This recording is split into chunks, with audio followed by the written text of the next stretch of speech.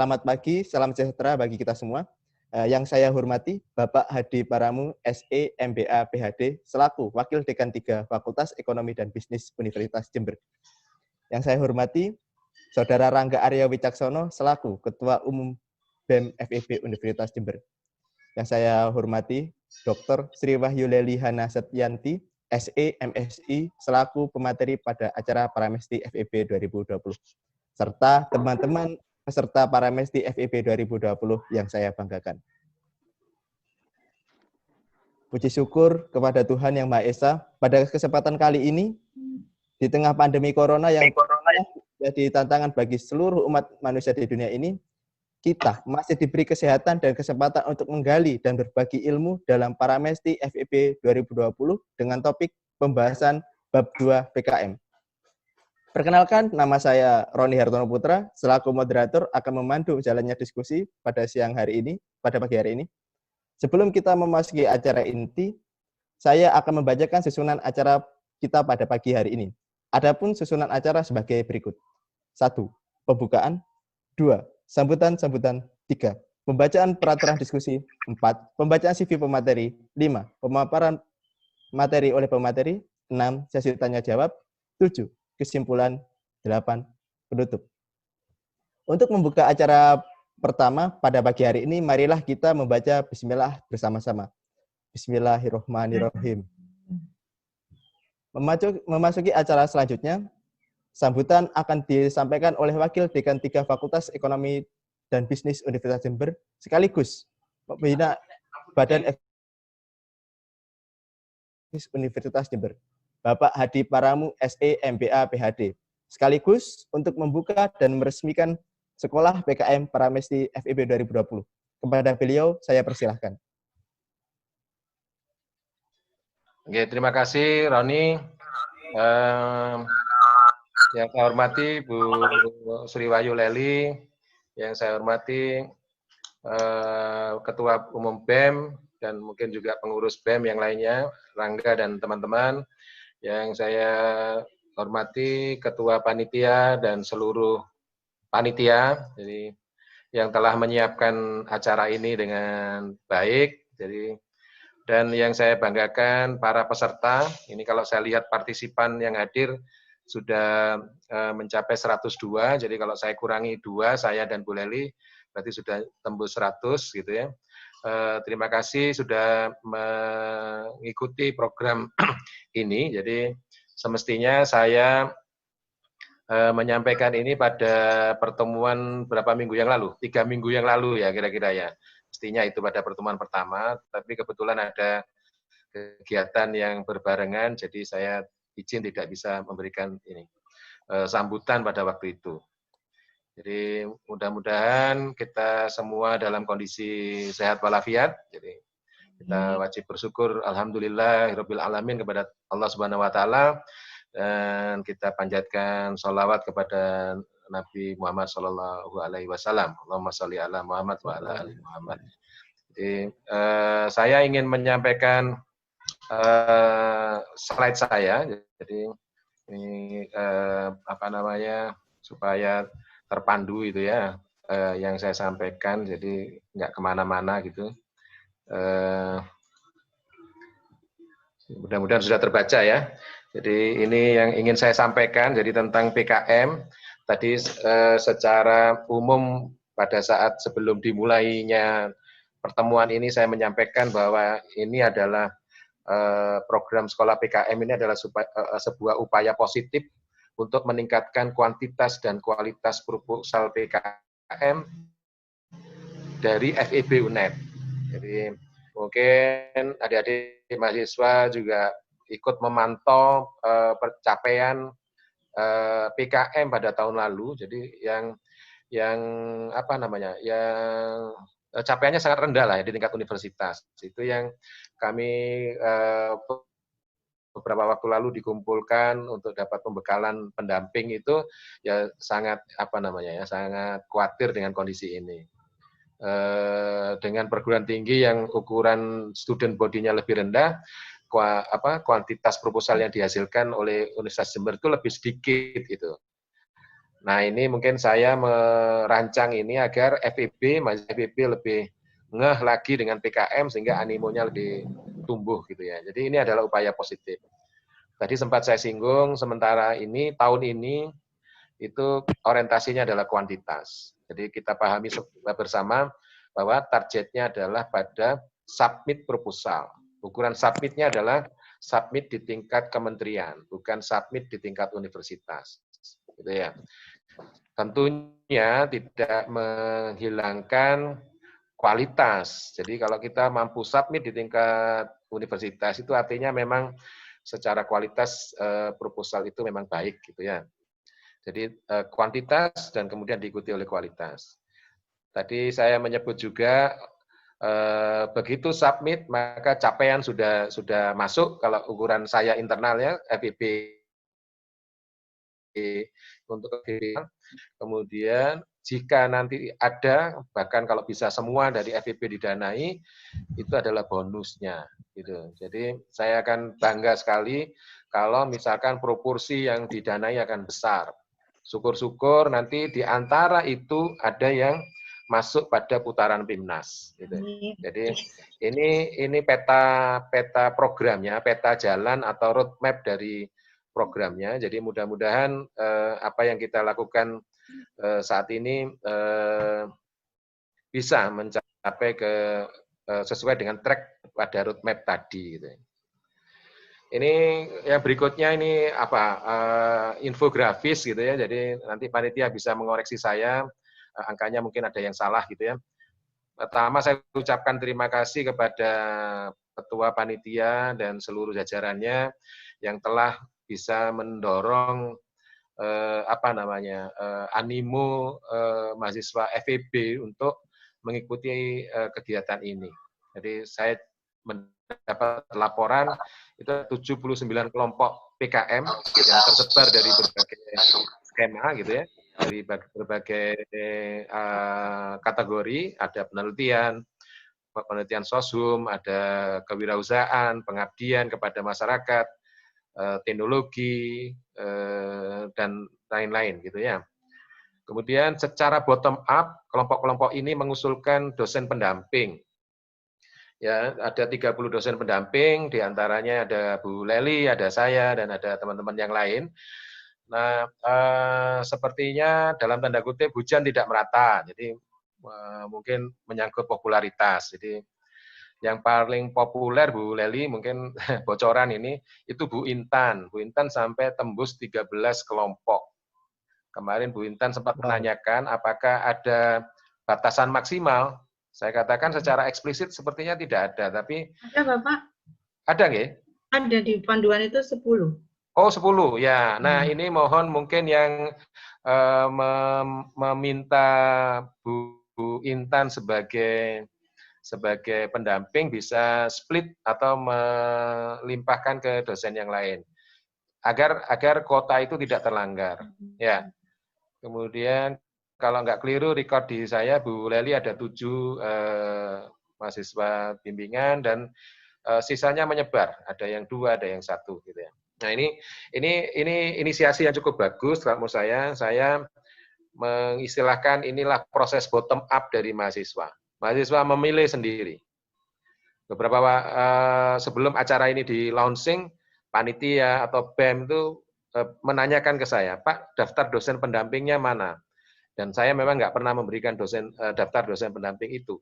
Saya mengatakan begini, semua dosen pada dasarnya siap untuk menjadi pendamping. Silakan dipilih saja. Nah, itu akhirnya muncullah 30 ini. Mungkin tahun depan kalau informasinya jadi lebih bagus, sebaran 30 dosen pendamping ini akan meningkat gitu ya. Nah, tadi saya dengar dari Ainul Yakin bahwa kira-kira pesertanya adalah 270 mahasiswa. Ini saya sebutkan karena saya nggak mendapatkan angka eksaknya, itu 250-an mahasiswa. Ini cukup besar saya kira. Ya. Kalau 79 kelompok ini semua submit, udahlah ini capaian bagus gitu ya. Ini maka saya minta kita saling menyemangati, saling bekerja sama untuk bisa tetap merawat angka 79 ini. Syukur kalau bisa bertambah gitu ya. Kalau misalkan melalui jalur non sekolah PKM, saya kira kan tidak masalah. Tapi leading sektornya adalah sekolah PKM ini. Itu. Nah, ini saya ingin mengingatkan, jadi semua wajib, jadi semua peserta, nanti juga saya akan share di dosen pendamping, semua dosen pendamping wajib punya pedoman ini. Ya, jadi kalau istilah saya, jadikanlah ini bacaan wajib. Sebelum menentukan tema-tema gitu ya, mungkin brainstorming antar kelompok bolehlah dilakukan, diskusi ini, diskusi itu, menemukan komoditas, menemukan tema dan sebagainya, bolehlah. Lakukan itu secara dinamis di dalam kelompok, tapi setelah itu cepat-cepat kembali ke pedoman. Karena di situ diatur. Kemarin saya sempat diskusi dalam rapat dengan panitia atau pertemuan dengan panitia itu tentang judulnya. Saya sebut, Ainul yakin jangan kecil hati ya. Saya sebut, Ainul yakin membacakan judulnya, panjang sekali. Saya suruh hitung, ada berapa kata itu. Terus saya tunjukkan bahwa di situ diatur bahwa maksimal 20 kata. Gitu. Nah, itu jangan pernah dilanggar. Jadi semua yang diatur harus dipatuhi. Sehingga cepat akselerasi, sekarang kalian punya waktu yang cukup banyak untuk mengenali dulu skema PKM-nya itu, baru setelah itu mulai menyusun bagian per bagian itu. Nah, ini saya potongkan jadwal. Jadi kalau kalian lihat di situ sebenarnya dimulai pada bulan Oktober dan November, di sebelah kiri itu. Kemudian ada bulan November, Desember, dan ada bulan Januari sampai Juni tahun berikutnya. Jadi kita mungkin tidak usah membahas yang panjang lebar, kita mulai dari yang 10 sampai Oktober sampai November ini. Ya, jadi proses di universitas idealnya itu akan berakhir di Oktober November gitu. Nah, maka ini harus jadi milestone gitu ya. Nanti ini ada di pedoman, silakan untuk dipelajari lagi. Ini akan jadi milestone. Saya menganjurkan pada setiap kelompok, itu untuk membuat timeline yang seperti ini kira-kira gitu ya. Saya ini hitung mundur ya, hitung mundur. Jadi tadi kita tahu dari panduan itu unggah proposal itu saya anggap bulan 10. Kita sepakati lah itu tanggal 1 Oktober lah gitu ya. 1 Oktober gitu. Unggah proposal. Berarti proposal itu harus siap. Proposal yang siap itu yang seperti apa? Halaman depan sampai halaman belakang ya. Yang ada tanda tangannya, kemudian yang menyangkut isi itu sudah ready gitu. Jadi ya tidak sekedar substansi saja, tidak sekedar bab 1, bab 2, bab 3, bab 4 saja. Tapi semua yang mendukung, halaman depan ada lembar pengesahan, halaman akhir ada lampiran-lampiran, itu semua sudah clear, itu bisa siap diunggah. Gitu. Nah, kemudian kalau saya ikuti track record di tahun-tahun sebelumnya, itu sebelum unggah di kementerian, itu ada PKM Raya di UNED. Nanti mungkin Ainul yakin dan kawan-kawan tolong monitor ya, kapan PKM Raya itu dilaksanakan. KSPE mungkin ada kolaborasi dengan UKM Pelita, tolong ini ya, monitoring jadwalnya. Oke lah, kita patok September itu. Mudah-mudahan tidak salah ya, mudah-mudahan tidak lebih cepat gitu ya. September ada PKM Raya, berarti itu sebenarnya proposal harus siap di bulan September juga. Gitu. Nah, saya tarik mundur, misalnya bulan Agustus, maka seharusnya bulan Agustus kalian finishing proposal itu.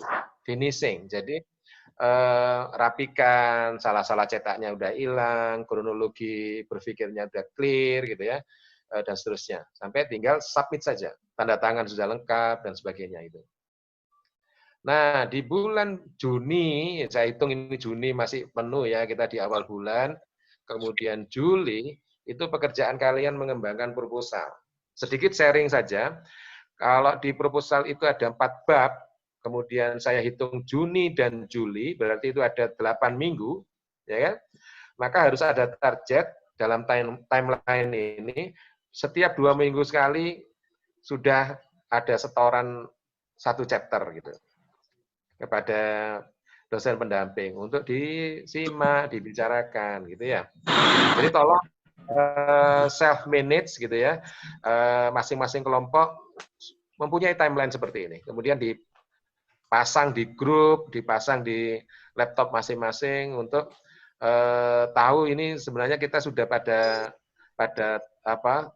pelaksanaan yang on the track atau kita terlambat 1 minggu atau kita lebih cepat 1 minggu misalkan. Itu kalian perlu membuat evaluasi mingguan seperti itu. Oke, mungkin bagian akhir dari saya ingin menyampaikan yang pertama adalah jangan jadikan dosen pendamping sebagai orang yang atau pihak yang memenuhi legalitas proposal saja. Jadi seringkali kalian last minute ketemu dengan dosen pendamping. Jadi kurang seminggu, kurang berapa hari, nanti justifikasinya, Pak, Bu, ini kami besok sudah harus upload, jadi harus tanda tangani. Sehingga itu kok rasanya kalian menurunkan peran gitu ya, mendowngrade expertise dari dosen pendamping. Jadi kalau menurut saya sejak awal ini, jadi itu sudah mulai komunikasi dengan dosen pendamping. Saya sudah share itu ya agar panitia obrak-obrak kepada ketua kelompok, masing-masing ketua kelompok dan anggotanya untuk secara proaktif berkomunikasi dengan dosen pendamping. Tidak usah sungkan-sungkan sudah, karena menurut saya secara pribadi kalian menentukan Bu Leli, saya, Bu Intan atau yang lainnya menjadi pendamping. Kalau saya menganggapnya itu suatu penghargaan untuk saya juga secara pribadi. Jadi setelah didapuk dari dosen pendamping ya manfaatkan gitu, jangan penghargaannya jadi sia-siakan gitu. Jadi spiritnya itu, tidak usah sungkan, tidak usah takut. Kalian tentunya harus menggunakan kalimat yang baik, mengawali, mengenalkan dan sebagainya. Ini saya dapat respon dari dosen pendamping, itu sudah beberapa telah dihubungi. Beberapa ya, jadi belum semua. Gitu. Jadi mohon nanti para ketua kelompok berkomunikasi. Diskusikan dengan pendamping, kira-kira ini tema ini sudah bagus apa enggak. Gitu. Oke, yang kedua, tolong bekerja secara kelompok. Jadi tidak ada yang mendominasi. Bukan berarti ketua adalah yang menyelesaikan segalanya. Jadi yang lain punya ide. Gitu ya. Sharing ide itu yang penting. Gitu ya. Nah, ini yang ketiga, yang terakhir, itu yang disebutkan dalam buku panduan, ya implisit kita itu akan belajar berpikir kreatif atau creative thinking, dan berpikir kritis, critical thinking, dari proses menulis proposal ini. Ya, jadi kalau kalian tanya apa sih manfaatnya ikut ini, kalau menurut saya poin yang ketiga inilah manfaatnya. Ya, kalau kalian mau naik sedikit, poin kedua itu juga manfaatnya. Bisa nggak kalian team working dengan teman-teman kalian? Itu soft skill yang bisa diasah gitu ya. Kemudian kalau bisa meningkat lagi ke poin 1, kalian bisa respect ke orang. Gitu ya. Tidak hanya menunjuk dosen pendamping, tapi juga memfungsikan itu.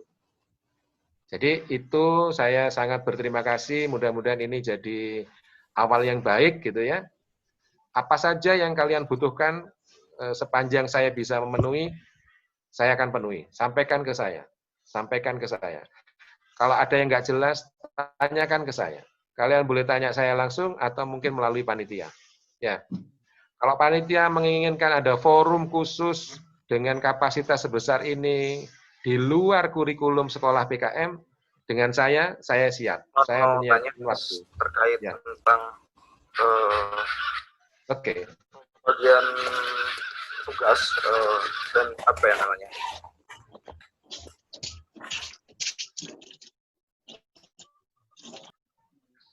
Ya, gimana? Nggak apa-apa, Roni, di ini. Ya, silakan. Bisa dipercepat. Ya, ya. Saya sudah selesai. Oke, pertanyaan tadi apa? Sudah ya. Ya, saya sudah. Ya, yang mau tanya tadi gimana?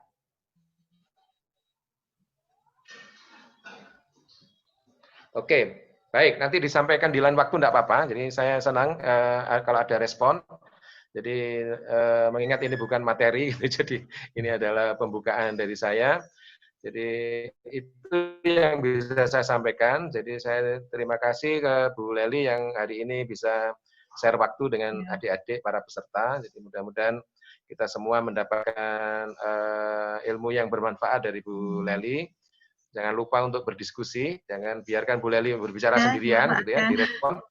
Iya, jadi harus dimanfaatkan. Nah, habisin sudah yang ada di Bu Lely. Jadi, iya, itu. Saya nanti mohon izin Bu Lely setelah ini saya leave ruangan ini, hostnya sudah saya pindahkan ke Cindy. Jadi terima kasih atas perhatiannya. Pertanyaan tadi bisa. Oke, nggak jadi ada pertanyaan. Oke, mudah-mudahan kita sehat, terus semangat. Jadi dengan mengucapkan Bismillahirrahmanirrahim, acara atau program sekolah PKM secara resmi saya buka. Terima kasih atas perhatiannya.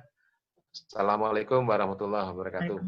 Waalaikumsalam warahmatullahi wabarakatuh. Disampaikan terima kasih kepada Bapak Hadi Paramu yang telah menyampaikan sambutan dan meresmikan sekolah PKM. Memasuki acara selanjutnya, saya akan membacakan beberapa peraturan terkait hal yang perlu saudara perhatikan agar acara ini berjalan dengan lancar. Peraturan Paramesti FEP 2020. 1. Acara Paramesti dilakukan dengan menggunakan Zoom. Kepada peserta diharapkan telah memasang aplikasi Zoom pada perangkat yang akan digunakan. 2. Link Zoom akan disebar ke grup pada pukul 8.45 waktu Indonesia Barat oleh panitia. Acara sekolah PKM FEP 2020 akan dimulai pada pukul 09.00 waktu Indonesia Barat dan diakhiri pada pukul 11.00 waktu Indonesia Barat. 4. Selama berjalannya acara Paramesti, peserta dimohon untuk mute audio agar diskusi dapat berjalan kondusif. 5. Pastikan koneksi jaringan dalam keadaan baik dan lancar. 6. Pada sesi diskusi bagi peserta yang ingin memberikan pertanyaan, peserta harus mengirim pertanyaan melalui grup WhatsApp peserta Paramesti yang telah disediakan oleh panitia. Pertanyaan yang dipilih akan disampaikan oleh moderator kepada narasumber. Peserta menulis pertanyaan dengan format sebagai berikut. Nama, program studi, pertanyaan. 7. Peserta diharapkan mengirim pertanyaan melalui grup maksimal 10.20 waktu Indonesia Barat atau sebelum sesi tanya jawab dimulai. 8. Apabila penanya ingin menyampaikan feedback terhadap jawaban dari pemateri, bisa menulis feedback di kolom komentar yang ada. Lalu moderator akan mempersilahkan peserta tersebut. 9. Setelah semua pertanyaan ditanggapi, moderator akan mempersilahkan pemateri untuk menyampaikan closing statement. 10. Moderator akan menyampaikan kesimpulan dari diskusi tersebut.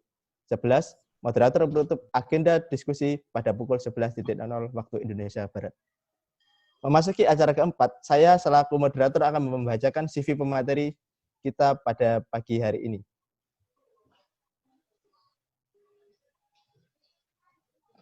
CV pemateri, nama lengkap, Dr. Sri Wahyuleli Hana Setyanti, SE, MSI. Jabatan fungsional, Lektor Kepala. Tempat tanggal lahir, Tuban, 2 Mei 1974. Riwayat pendidikan, beliau menempuh S1 Manajemen di Universitas Brawijaya Malang dan lulus pada tahun 1997. Kemudian melanjutkan S2 Manajemen di Universitas Erlangga Surabaya dengan tahun lulus tahun 2000. Kemudian S3 Manajemen di Universitas Brawijaya Malang dengan tahun lulus 2013. Pengalaman peneliti dalam 5 tahun terakhir. Saya akan membacakan beberapa untuk mempersingkat waktu. Pada tahun 2018, beliau menulis desain pengembangan model entrepreneurship orientation sebagai upaya mendorong pengembangan sentra UKM bidang ekonomi kreatif di Kabupaten Jember. Pada tahun 2018, pengaruh kepemimpinan transformasional budaya organisasi dan komitmen organisasi terhadap kinerja melalui kepuasan kerja pegawai PT Bank Mandiri Persero Tbk Area Jember. Pada tahun 2017, peran serta strategi sumber daya manusia berbasis knowledge management dalam mewujudkan good corporation governance. Publikasi artikel ilmiah dalam 5 tahun terakhir. Saya akan menyebutkan beberapa. Yang pertama, knowledge sharing sebagai mediasi pengaruh learning organisasi terhadap kinerja karyawan. Nomor ISSN 2579/9312 pada Jurnal Inspirasi Bisnis dan Manajemen volume 2 nomor 1 Juli 2018. work culture, work motivation, and organization performance, the mediation role of organization commitment. ISSN 2349-5197 pada International Journal of Research Science and Management Volume 5 nomor 5 Juni 2018.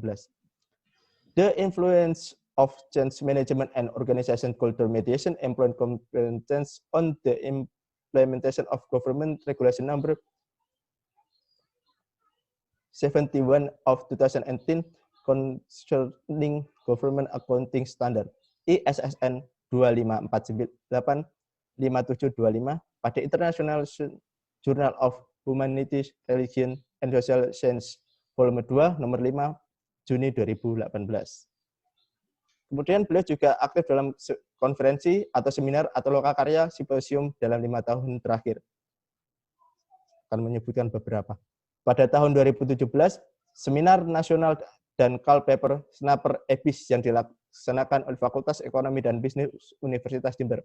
Pada tahun 2016, International Conference Organization and Ethic Governance yang diselenggarakan oleh Universitas Muhammadiyah Makassar. Pada tahun 2015, Indonesia International Conference on Innovation, Entrepreneurship, and Small Business. School Business Management Institute Teknologi Bandung. Penghargaan dalam 10 tahun terakhir. Pertama, jenis penghargaan juara 2 menulis esai yang dilaksanakan oleh Bank Indonesia Jember pada tahun 2005. Yang kedua, juara 2 menulis esai yang diselenggarakan oleh Bank Indonesia Jember pada tahun 2006. Dan yang ketiga, piagam PNS 10 tahun mengabdi di Universitas Jember, institusi pemberi penghargaan Universitas Jember pada tahun 2012. Baik, itu CV dari Dr. Sri Wahyuleli Hana Setianti, SE, MSI.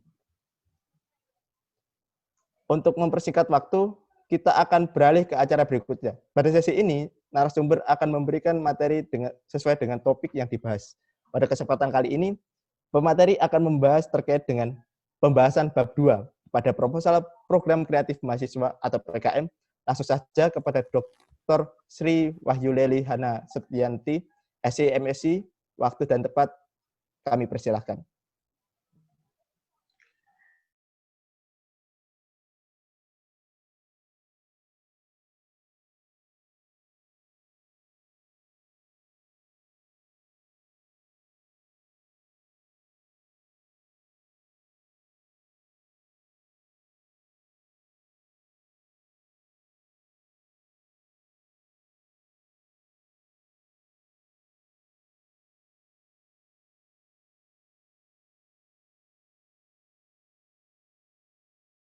Poin ya,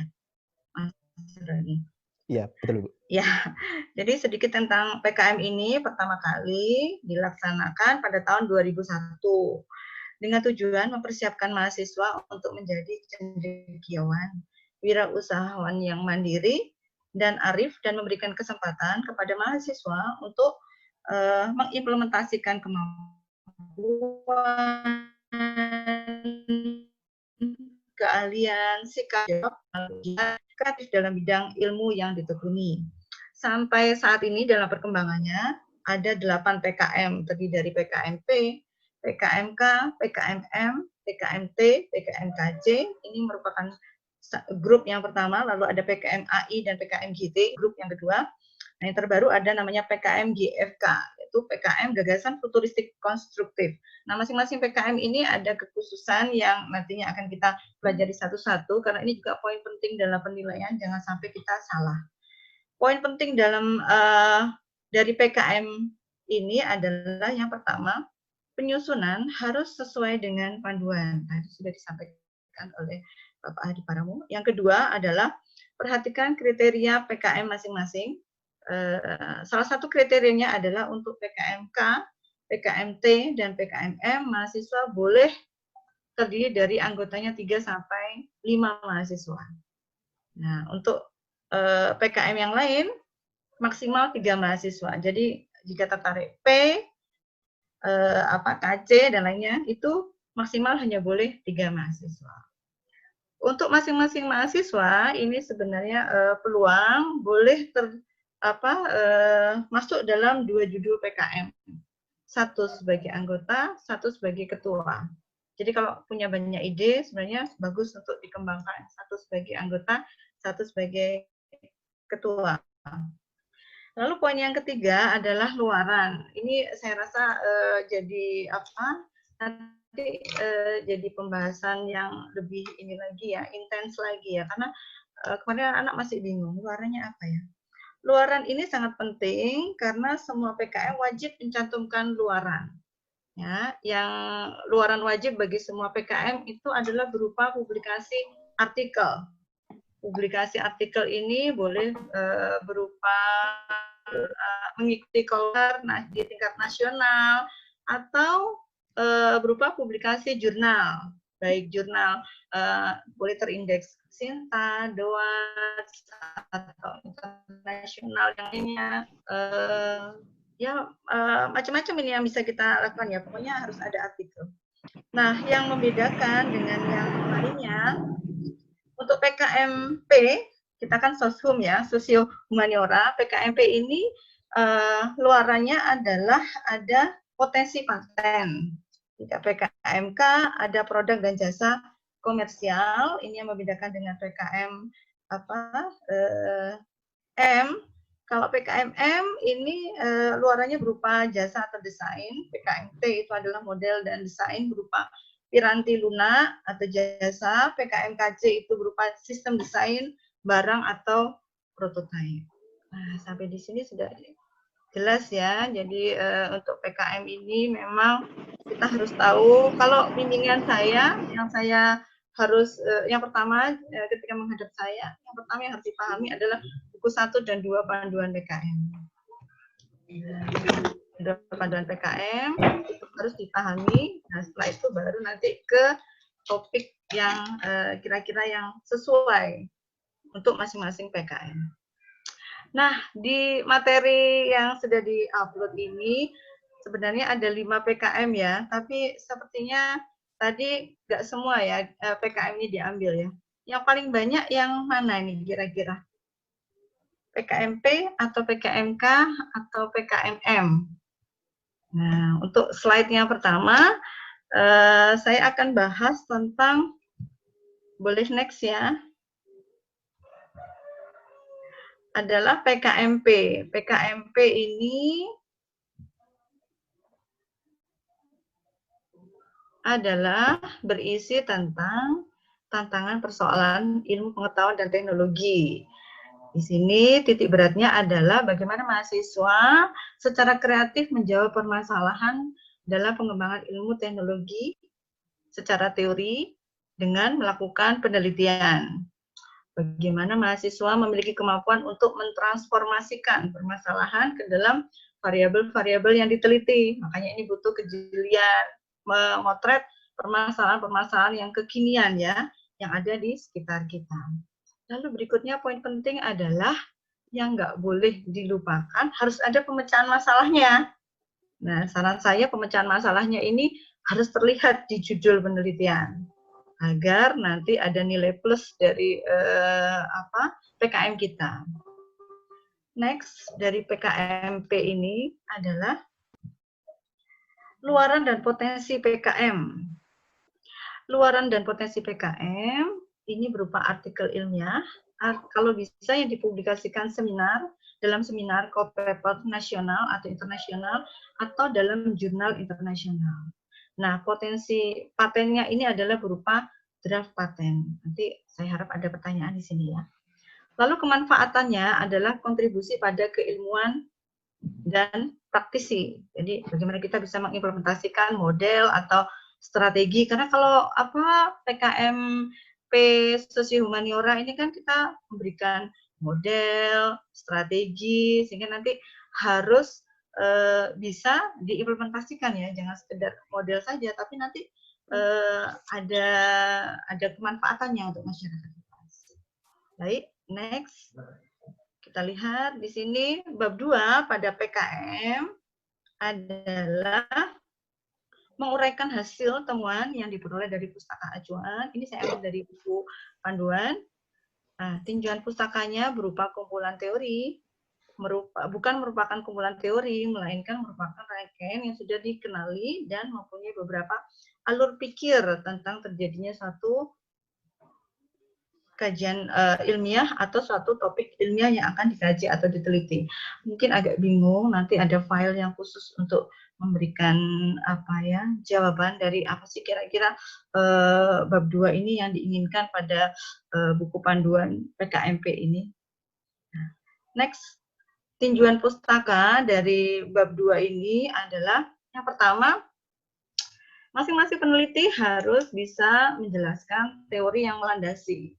Jadi kira-kira acuan primernya atau hasil penelitian yang up to date ini harus bisa dipilih yang relevan itu yang mana. Jadi benar-benar dipilih yang benar-benar sesuai dengan penelitian kita. Ini penting dipahami karena ini merupakan strength atau kekuatan dari proposal PKMP. Ini yang membedakan dengan PKM yang lain. Lalu upayakan untuk bisa menguraikan dengan jelas kajian pustaka yang menimbulkan gagasan dan mendasari kegiatan PKM. Selanjutnya, pada bab 2 ini juga menguraikan teori, temuan, dan bahan penelitian lain yang diperoleh dari pustaka acuan serta menjadi landasan usulan.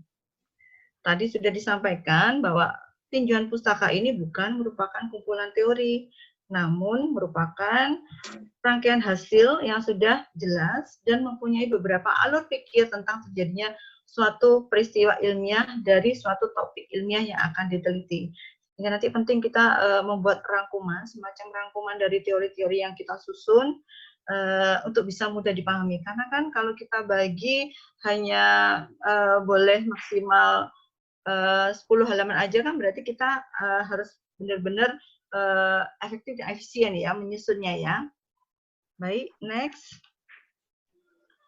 Dari tinjauan pustaka ini, kalau boleh saya rangkumkan, ada beberapa pertanyaan penting dalam penyusunan tinjauan pustaka pada proposal PKM ini. Yang pertama adalah titik poinnya kreativitas, apakah sudah tergambar jelas di bab 2? Uraikan dengan teori utama yang digunakan. Jadi untuk kelompok yang menyusun PKMP harus sudah bisa menemukan teori utamanya itu apa sih dari sekian teori yang dipakai. Lalu gunakan sumber referensi yang terbaru. Berikan uraian singkat mengenai teori-teori yang disusun. Gunakan, ini penting juga, konsistensi penulisan sumber referensi, karena kadang anak-anak ini masih kurang teliti ya. Digunakan sumber referensi dengan nama peneliti, nama belakangnya saja. Contohnya sudah saya sampaikan seperti ini. Kalau untuk jurnal, tulis tahun saja. Tetapi jika itu berupa teori dari buku, harus dicantumkan tahun dan halaman. Nah, penyusunan penelitian terdahulu, ini setelah poin 2.1 itu tadi kan teori ya. Penyusunan di bab 2 ini juga ada penelitian terdahulu, poin 2.2. Hal yang perlu diperhatikan dalam penyusunan penelitian terdahulu ini adalah yang pertama adanya state of the art. Jadi uraian tentang hasil riset terdahulu yang terkait dengan usulan penelitian.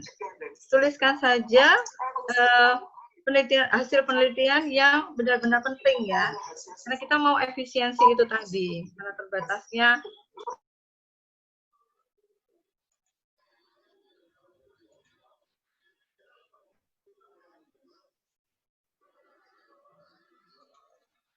jadi yang membedakan riset yang lain itu apa kira-kira. Lalu susun tabel penelitian terdahulu yang digunakan. Ya. Susun penelitian terdahulu yang Bu Leli mohon di-unmute ya. Saya mute all barusan ya. Oh, J. Iya, Pak Adi. Baik, itu dari pertanyaan penting dalam penyusunan tinjauan pustaka pada proposal PKMP. Ya. Lanjut, kita akan bahas tentang PKMK. Kita bisa next. Nah, Next, PKMK. Skema ide dari PKMK ini adalah, minta tolong slide-nya. Nah, PKMK ini merupakan kreativitas yang inovatif dalam menciptakan peluang pasar.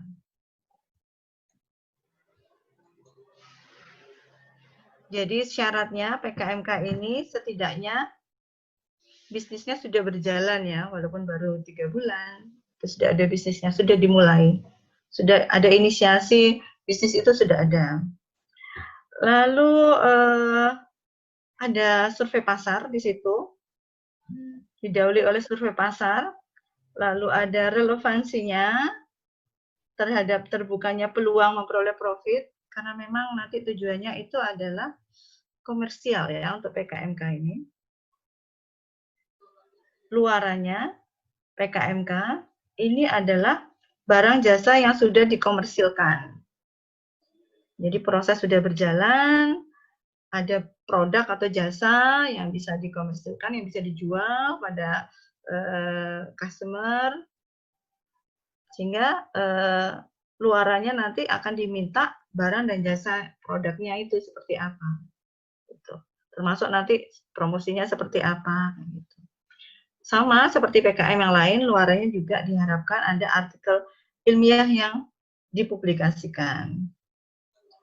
Luarannya juga diharapkan ada merek dagang. Nah, sekarang kita ke bab 2 ya. Bab 2 dari PKMK, next lagi. Uraikan kondisi umum lingkungan yang menunjukkan potensi sumber daya, peluang pasar, termasuk analisis ekonomi usaha yang direncanakan. Diusahakan agar kita bisa menyajikan secara singkat kelayakan usaha, jadi cash flow minimal untuk 1 tahun ke depan yang dapat menunjukkan bahwa usaha kita ini bisa dilanjutkan. Jadi keberlanjutan usahanya itu ada. Ini penting untuk PKMK. Sekarang ke bab 2, penyusunan bab 2. Nah, bab 2 untuk PKMK, next, bab 2 ini beda dengan PKMP itu tadi. Kalau bab 2 isinya adalah tentang gambaran umum rencana usaha. Pada PKMK, uraikan kondisi umum lingkungan yang menimbulkan gagasan menciptakan kegiatan usaha. Jadi, mengapa usaha itu dijalankan? Apakah ada peluang pasar di sana? Atau apakah Anda membuka pasar baru? Apa kira-kira yang menarik dari sana? Uraikan gambaran potensi sumber daya dan peluang pasar, termasuk Anda sudah harus bisa menyusun analisis ekonomi usaha untuk menunjukkan kelayakan usaha. Lalu juga gambarkan usaha yang direncanakan, bagaimana kita perolehan profitnya itu bagaimana, lalu kira-kira keberlanjutan usahanya itu seperti apa. Untuk PKMK ini saran saya coba digali potensi-potensi yang ada di sekitar kita ya. Jadi menggunakan bahan-bahan yang mudah diperoleh dan kontinuitas bahan bakunya ini mudah. Jadi jangan kita memiliki ide yang nanti bahan bakunya susah didapatkan di Jember. Ini ya gambaran usaha yang direncanakan. Itu ada di gambaran umum rencana usaha bab 2 untuk PKMK. Next. Pertanyaan penting dari bab 2 proposal PKMK itu adalah sama seperti PKMM, PKMP, apakah kreativitas sudah digambarkan dengan jelas, yaitu peluang usahanya, usaha sejenis, apakah ada keunggulan usaha yang diusulkan, apakah permasalahan dan tujuan PKM yang ingin diusulkan itu ada capaiannya. Jadi untuk mempermudah reviewer menangkap apa yang ingin Anda sampaikan di PKMK ini adalah dapat Anda uraikan dalam bentuk business plan, termasuk rencana cash flow. Penting juga agar benar-benar memperhatikan sinkronisasi antara permasalahan, tujuan, metode, jadwal, dan biaya pelaksanaan di bab 2 ini, proposal PKMK. Nah, ini ada contohnya ya, next ya. Ada contohnya berupa poster, ini kenapa saya tampilkan, karena ini untuk gambaran aja. Kalau misalkan kita ada bahan baku, apa itu namanya, yang banyak tentang, oh ini kan contohnya ini ya, membuat sereal rumput. Nah, maksudnya rumput ini apa? Kadang mahasiswa ini juga itu merupakan singkatan. Yang gambar sebelah ini dia membuat produk sarung instan. Mungkin di situ Universitas Negeri Yogyakarta ya. Karena di Jogja ini salah satu pusat tekstil terbesar di Indonesia itu ada di Jogja dan di Solo. Nah, itu maksud saya. Jadi kontinuitas bahan baku itu penting. Jadi temukan bahan baku yang mudah dan memang potensinya besar di Jember. Mungkin anak-anak bisa menggali tentang potensi coklat, potensi kopi, dibuat apa? Kira-kira kemarin ada yang bikin kopi ya untuk masker coklat, untuk masker, atau dibikin apa seperti itu. Nah, itu ya. Itu tentang tentang PKMK. Next, tentang pengabdian masyarakat. Ini kadang masih bingung tentang apa bedanya pengabdian masyarakat dan PKMP. Baik, kalau di PKMM atau pengabdian masyarakat, ini adalah ada persoalan masyarakat yang tidak produktif yang akan kita angkat. Jadi kita nanti akan ada teknologi tepat guna yang kita berikan pada masyarakat. Hingga harus muncul sisi kreativitas dan inovasi dalam membantu memecahkan persoalan di masyarakat. Kita harus menggandeng mitra, harus berdiskusi dengan mitra untuk menemukan solusi. Lalu bentuk kegiatannya contohnya ini adalah penataan perbaikan lingkungan, pelatihan keterampilan kelompok masyarakat, pengembangan kelembagaan masyarakat, dan penciptaan karya seni dan olahraga. Bab 2 pada PKMM ini, next, kita targetnya bisa kemana saja untuk PKMM ini. Bisa berupa kegiatan sosial, kepantiasuhan, sekolah, pondok pesantren, LSM. Nah, untuk luarannya, potensi PKMM ini berupa model, desain, alat yang sudah diaplikasikan di mitra, artikel ilmiah dipublikasikan, lalu adanya perubahan nilai di masyarakat sasaran, kontribusi pada keilmuan yang praktis dan keberlanjutan ke PKM yang lain. Nah, next, untuk gambaran umum masyarakat sasaran, itu ada di bab 2. Jadi bab 2 pada PKMM ini isinya adalah berupa gambaran umum masyarakat sasaran. Di dalamnya adalah penjelasan mengenai kondisi masyarakat sasaran yang akan menerima kegiatan pengabdian harus bisa diuraikan secara faktual. Lalu juga uraikan permasalahan yang dihadapi masyarakat yang membutuhkan bantuan penyelesaiannya. Hindari adanya kegiatan percobaan atau kegiatan dalam usulan PKMM. Nah, pertanyaan penting dalam bab 2, next, adalah apakah kreativitas sudah tergambar dengan jelas? Uraikan usaha yang dilakukan oleh mitra. Jadi selama ini nih upayanya apa yang telah dilakukan oleh mitra? Lalu kira-kira solusi apa yang ditawarkan? Permasalahan mitra harus sudah bisa tergambarkan dengan jelas. Poin yang ketiga, apakah permasalahan dan tujuan PKM yang ingin dicapai? Itu harus sudah muncul di bab 2 proposal PKM. Jadi ini harus ada data-data ya. Misalkan kenapa di situ dilakukan pengabdian masyarakat? Mungkin contohnya karena di sana itu 50% masih terdiri dari keluarga prasejahtera. Berikan data ya. Berikan data-data di sana. Berapa kepala keluarga di sana, lalu berapa persen yang masih keluarga prasejahtera, lalu berapa penghasilannya mereka, lalu kira-kira solusinya apa untuk meningkatkan kesejahteraan masyarakat di sana. Oh, mereka sudah punya produk ini, oh mereka sudah menanam, mungkin dari sisi pertanian ya, sudah menanam ini, tanaman ini, tapi nggak tahu menjualnya itu bagaimana untuk meningkatkan nilai jual dari produk tersebut. Nah, itu ada uraikan di bab 2 untuk PKMM ya. Next itu ada contoh poster, mungkin bisa jadi contoh.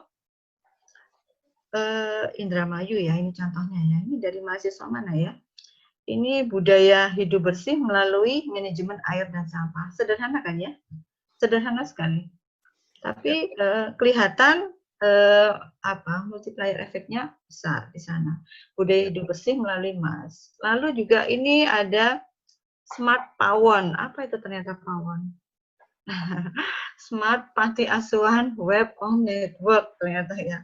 Memang penting anak-anak ini punya ide-ide yang dituangkan dalam judul itu kelihatan gitu ya. Pawon itu apa singkatannya? Kemarin makanya saya selalu bilang di pertemuan pertama itu mana judulnya kok nggak menjual gitu, karena first impression itu judul PKM itu.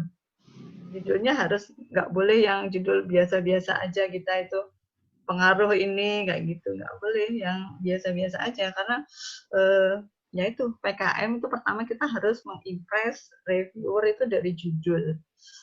Tentunya nanti isinya juga harus bagus ya, bukan berarti hanya dari judul aja. Itu boleh dibantu. Ini untuk yang PKMT ini kita bahas atau enggak ya? Ada enggak yang membahas PKMT? Kelompok yang membahas T. Masuk ke situ Bu, kelihatannya Bu. Ada ya? Ya. Ada ya. Nah ini untuk PKM yang TM itu memang disarankan lintas disiplin ilmu, ya. Lintas disiplin ilmu. Jadi PKM P itu disarankan lintas disiplin ilmu. PM T ini disarankan lintas disiplin ilmu. Nah, karena kita nggak bisa ini bikin teknologi di sini karena luarannya mereka minta teknologi. Jadi kita harus berkolaborasi sama mahasiswa eksak, ya. Karena karakteristik T di sini adalah kita mengangkat persoalan, bisa dibantu next, bisa dilihat ada persoalan masyarakat di sana yang kita ingin gali. Bagaimana masyarakat ini bisa menerapkan karya dan teknologi dari mahasiswa. Jadi diharapkan mahasiswa memiliki kreativitas dan inovasi dalam menerapkan karya teknologi atau manajemen berupa prototipe model, peralatan, proses, perbaikan mutu SDM, pemasaran, dan sebagainya. Nah, ini juga harus memiliki mitra syaratnya. Kita harus melakukan diskusi dengan mitra, lalu menggunakan iptek yang sudah ada. Jadi kira-kira sudah punya resource apa, mitra sudah punya resource apa. Nah, itu kita kembangkan. Loh, adalah karya iptek yang bermanfaat untuk mitra. Itu untuk PKMT. Kita lihat next luarannya ya. Untuk PKMT itu adalah berupa model atau desain alat yang sudah beroperasi dengan sempurna. Lalu sama seperti PKM yang lain, ada artikel ilmiah yang dipublikasikan, merupakan nilai tambah kalau kita bisa membuat paten. Kemanfaatannya adalah peningkatan kinerja mitra dan potensi keberlanjutan ke kegiatan yang lain. Kita lihat di sini hal mendasar dalam PKMT ini apa kira-kira? Ada di slide berikutnya. Mahasiswa bisa bertukar pikiran dengan mitra dalam rangka mengidentifikasikan permasalahan mitra.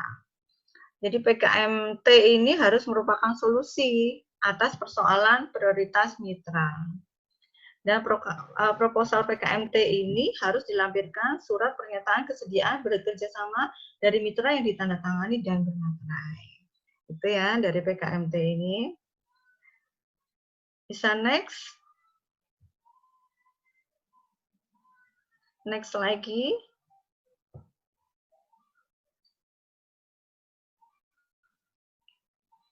Ini contohnya ya, kira-kira persoalan mitra ini apa aja yang bisa kita gali.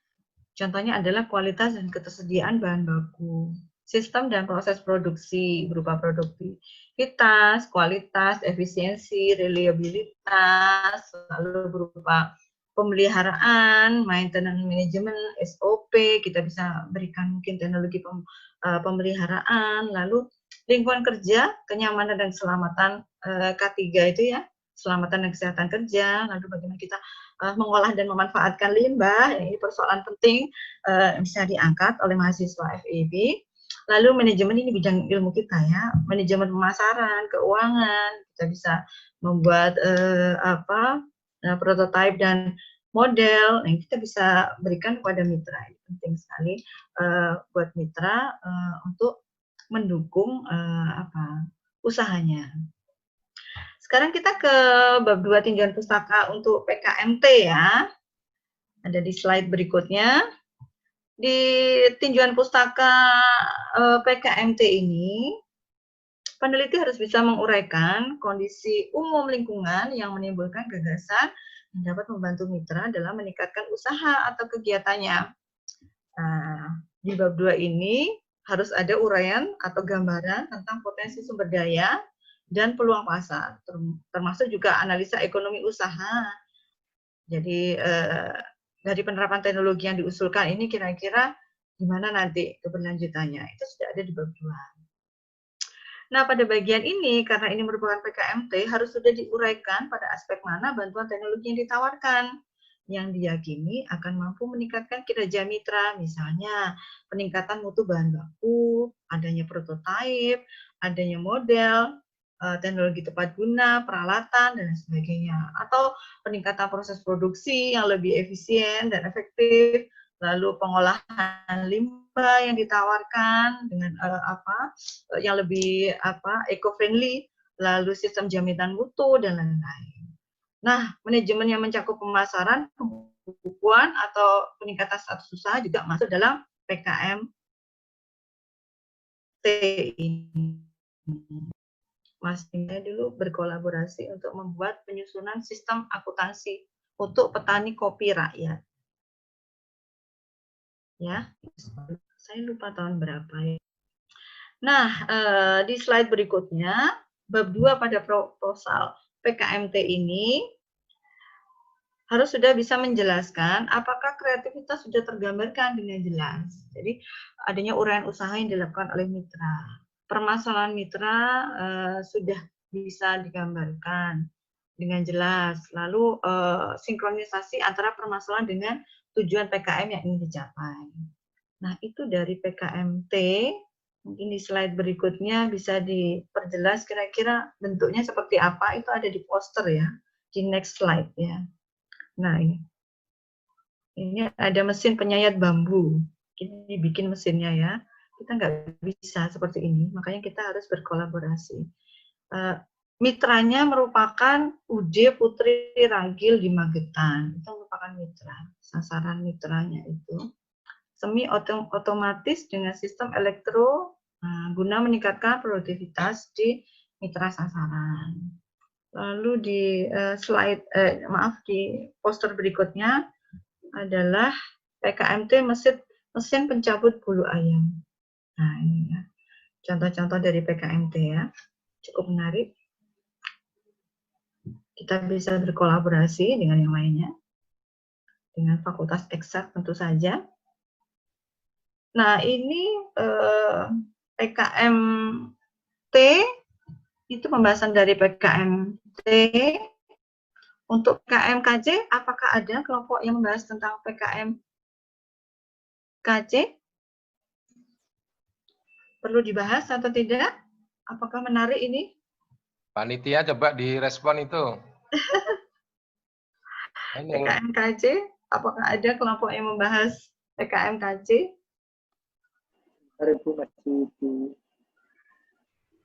Kata Cipta. Oke, peserta mungkin bisa langsung share respon kalau ada yang PKMKJ. Untuk di absensi peserta sendiri? Oh, tidak ada. Tidak ada. Oh, tidak ada. Oke. Tidak ada. Bisa di skip kalau gitu, Bu. Ya, ini sudah semua ini, Bapak. Ya. PKM-nya sudah semua, ini yang PKM yang tadi saya bahas, ada PKMP, PKMM, PKMK, PKMT. Nah, PKMKJ karena nggak ada, tetap ada di slide-nya, tapi bisa dibaca kalau mungkin nanti tertarik ya. Ada contohnya juga. Kita juga nggak bisa sendiri PKMKJ ini. Kita harus disarankan kita berkolaborasi dengan disiplin ilmu yang lain. Dengan eksak mungkin bisa ya. Ini contohnya. Contoh dari posternya. Kita bisa menggambarkan bisa ada gambaran kira-kira bentuknya luaran yang diharapkan dari PKMKJ itu apa itu ini. Baik, itu materi dari saya. Masih ada waktu 1 jam, kita maksimalkan untuk tanya jawab ya. Terima kasih, saya kembalikan kepada moderator.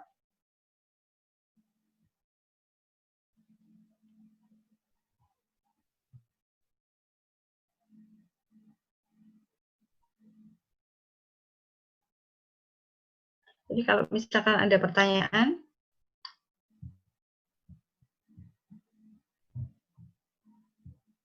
belum ada pertanyaan dari partisipan? Moderator, Roni. Maaf, saya kemit ya, Bu. Terima kasih, Bu. Udah ada, Bu. Apa namanya? Ya, enggak. Saya kira tadi sudah, iya, unmute. Saya kira sudah unmute, Bu. Ya, baik. Pertanyaan pertama langsung dijawab aja, Bu, biar nanti kalau ada feedback langsung interaksi. Iya. Nama Rosa Nuril Safitri, Prodi S1 Manajemen. Pertanyaannya, sebelumnya terima kasih kepada Bu Leli atas ilmunya yang sangat bermanfaat. Izin bertanya, Bu. Berdasarkan pemaparan dari Ibu Leli terkait PKMK, Bu Leli sempat mengatakan bahwa usahakan bisnisnya sudah jalan. Paling tidak sudah berjalan 3 bulan. Andai kata bisnisnya sama sekali belum berjalan, hanya sebatas rencana yang memang ditujukan untuk PKMK, apa tidak diperbolehkan, Bu? Atau mungkin boleh-boleh saja, namun peluang lolosnya sangat kecil. Terima kasih. Ya, bagus sekali pertanyaannya. Ini cukup menggelitik ya, karena dari tahun ke tahun ini PKMK ini biasanya itu mahasiswa menyusun sebuah proposal itu karena ada ide dan bingung ini mengimplementasikannya seperti apa dituangkan dalam proposal PKMK ini. Nah, tapi tertulis jelas di situ di panduan itu diharapkan usaha ini sudah jalan, walaupun baru 1 bulan mungkin ya. Sudah ada respon, ada customer yang beli seperti itu. Jadi cobalah ini sebelum tadi kan Pak Adi sudah bikin timeline ya. Kalau misalkan Juli kita bikin pengembangan proposal, kita bisa mulai sekarang ya untuk tes pasar. Kira-kira produk kita ini diterima atau enggak gitu. Ya. Kita bisa coba bikin ide kita ini, kita implementasikan. Nanti kita bisa susun dengan lebih bagus lagi di situ seperti pasar sasarannya itu siapa, lalu penentuan harga jualnya itu lebih tepat lagi, kira-kira kendalanya di pasar itu seperti apa, customer-nya itu sudah sesuai atau belum. Nah, kita ingin mengembangkan PKMK, proposal PKMK itu, gitu. Kalau di panduannya seperti itu. Peluang usaha yang Anda tuangkan dalam PKMK ini sudah dijalankan. Jadi dicoba mungkin 1 bulan, 2 bulan, gitu. Tidak ada pokoknya ya. Gitu. Terima kasih. Ini ya, saya persilakan kepada Rosa Nuril, apakah ada feedback? Baik, terima kasih. Mbak Rosa. Jadi, enggak Ibu. Jadi saya boleh menanggapi Ibu? Iya, silakan. Nah, barusan kan Ibu menjelaskan bahwa kalau bisa bisnisnya sudah berjalan ya Bu. Iya. Tapi kebetulan kan ini rencana baru dari tim saya. Nah, iya. Tapi kan sekarang posisinya kondisinya lagi ini kan Bu, pandemi, sehingga kita kan seperti kegiatan di luar rumah terbatas. Betul. Lalu bagaimana nggih Bu untuk solusinya? Nah, berpikir kreatif ya. Betul. Namanya entrepreneur itu kan bagaimana kita bisa melihat peluang ya. Jadi lihat permasalahan itu malah jadi peluang. Nah, Mbak Rosa kan melihat ini pandemi, orang-orang nggak berani keluar ya, membatasi diri itu keluar. Nah, entrepreneur harus bisa melihat ini sebagai peluang. Jadi kira-kira kalau pemasaran konvensional kan kita harus ketemu sama konsumen ya. Kira-kira kalau di masa pandemi ini apa yang bisa kita optimalkan? Sistem pemasaran apa, penjualan apa yang bisa kita optimalkan di masa seperti ini? Nah, bisa itu dijadikan. Kira-kira kalau boleh tahu produknya apa ya? Iya, saya juga mau tanya itu ke Rosa. Penasaran. Iya. Boleh Waduh, Bu. sharing. Sejauh ini produknya makanan nih Bu. Nah tapi Makanan. anggota tim saya ini lokasinya berbeda-beda Bu. Jadi kayak Boleh. dari berbagai kota. Nah jadi Mm-mm. kita mikirnya oke, mungkin bisnisnya bisa lewat online. Nah tapi kan ini Mm-mm. berupa makanan yang emang membutuhkan Betul. kita memproduksinya. Ketemu. Mm-mm. Iya harus ketemu Ibu. Nah Iya. itu susah. Bisa. Mbak Rosa di Jember ya? Enggak Ibu. Nah, bisa share resep kan ya? Oh. Di antara anggota kelompok kan bisa share resep ya. Kira-kira yang resource-nya yang punya semua ada di mana? Di Jember ya? Bahan bakunya, peralatan, kan anak kos ya, yang punya dapur. Oh, enggak. Kebetulan saya orang Jember tapi ngekos juga, Ibu. Kenapa? Saya orang Jember tapi ngekos juga. Oh, Jember tapi ngekos juga. Mungkin agak jauh ya dari kampus ya. Enggak harus ngekos.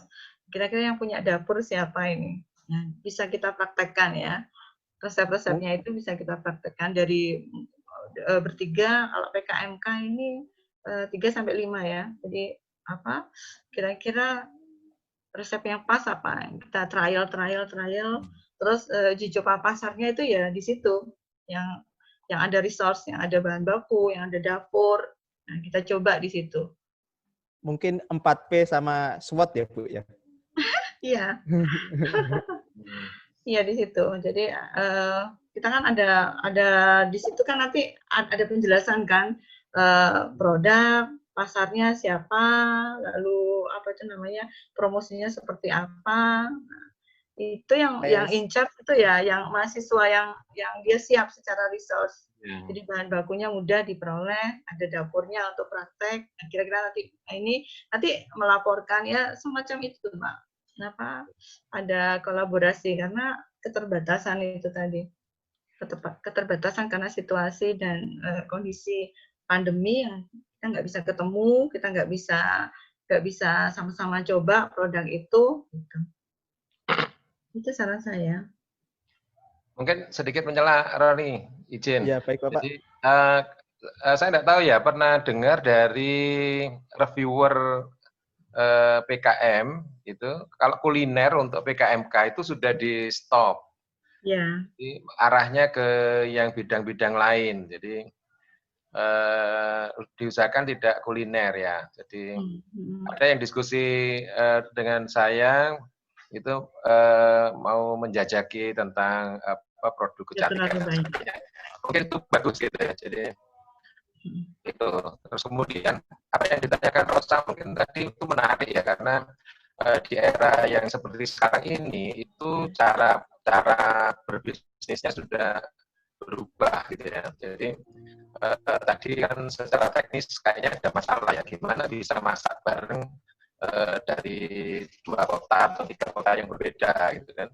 Nah ini kan yang perlu challenge-nya ya, barangkali itu yang kalian coba pecahkan melalui proposal PKMK ini, jadi berbisnis secara distance gitu, social distancing, gimana itu?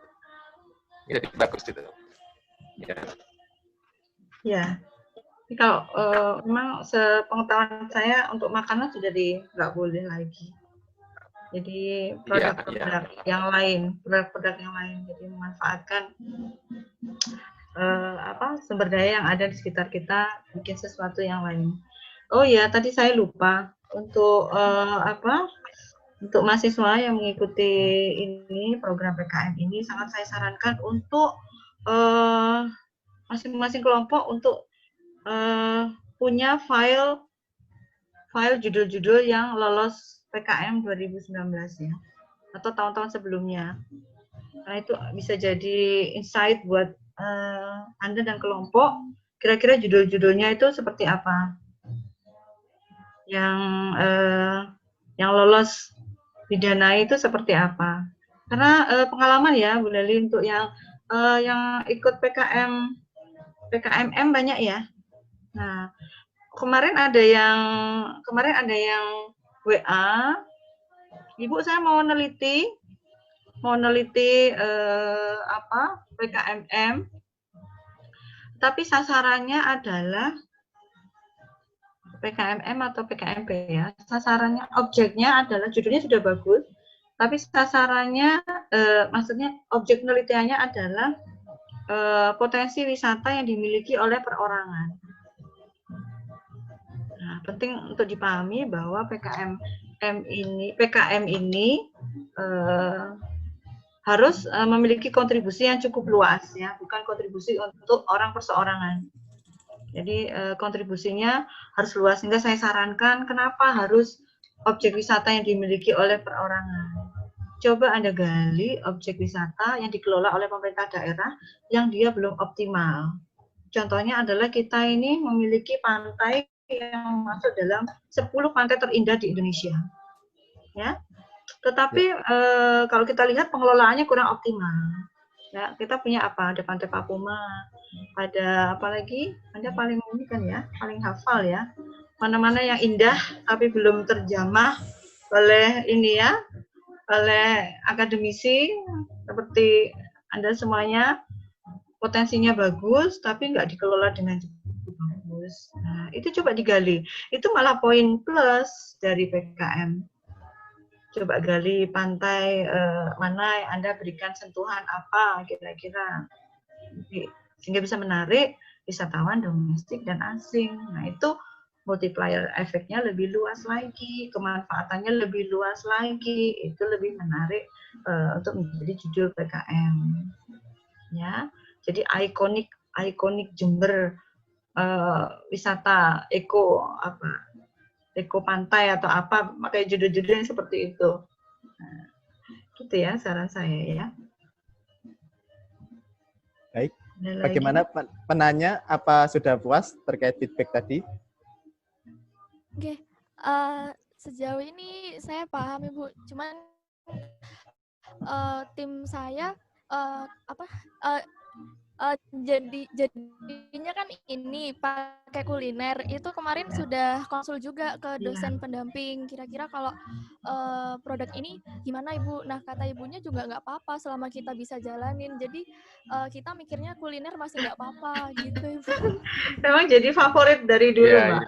Jadi kuliner ini jadi favorit dari dulu, kita sulit mengelak ya. Aduh, menarik sekali ya kuliner ini, kayaknya kalau ngangkat produk ini kayaknya banyak deh customer yang mau beli ya. Tapi sayangnya itu tadi, kita terima kasih untuk kuliner melihat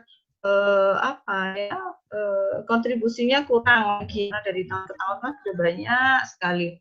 Coba nanti Mbak Rusa diunduh file judul-judul yang didanai terkait oleh PKMK. Nah, kira-kira apa ya? Kemarin tuh saya baca itu dia bikin tas dari limbah, dia bikin apa? Ya handicraft dari limbah, dia bikin apa ya?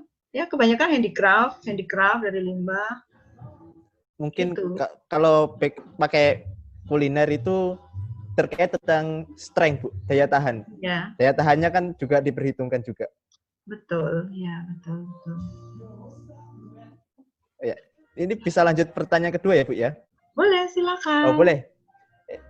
Perkenalkan, nama Muhammad Khairun Najib, Prodi Ekonomi Pembangunan. Pertanyaan. Assalamualaikum warahmatullahi wabarakatuh. Izin bertanya, Ibu. Jika kita kesulitan mencari penelitian terdahulu yang terkait bagaimana solusinya, Ibu? Dan bagaimana cara efektif agar dapat mencarinya? Terima kasih. Siap. Penelitian terdahulu ya. Ya. Ini juga jadi halo, gimana Ainul? Oke. Putih, perkembangannya. Ini satu tim saya ini. Satu tim saya juga masih berputar-putar sama seperti Mas Najib di SP. Iya. Dia kehilangan file dia. Aduh, sayang sekali. Jangan sampai filenya hilang ya. Sudah kerja sekian lama filenya hilang. Ya, karena HP saya rusak itu. Nah, itu. Putih juga HP-nya rusak. Aduh, lengkap sudah dua anggota yang kehilangan file. Penelitian terdahulu yang mudah dan cepat ya, Mas Najib ya. Yang pertama, Yang pertama adalah ditentukan dulu kalau Anda meneliti tentang PKMP adalah variabel penelitiannya. Ya. Variabel penelitiannya itu apa? Lalu cara cepat adalah tentu saja Google Scholar. Dicari di Google Scholar. Nah, kalau sudah spesifik bisa Anda masuk langsung ke jurnalnya. Jadi misalkan saya mau cari di Emerald, di jurnal ini saja. Nah, tinggal ketik aja caranya di kotak pencarian itu variabelnya apa. Nah, nanti tahun yang diinginkan tahun berapa. Nah, itu mungkin bisa dibantu ada slide yang bisa menjelaskan itu di file pendukung. Moderator, file pendukung. Ya, Bu. Bentar, Bu. Ini PKMP ya, penelitian terdahulu.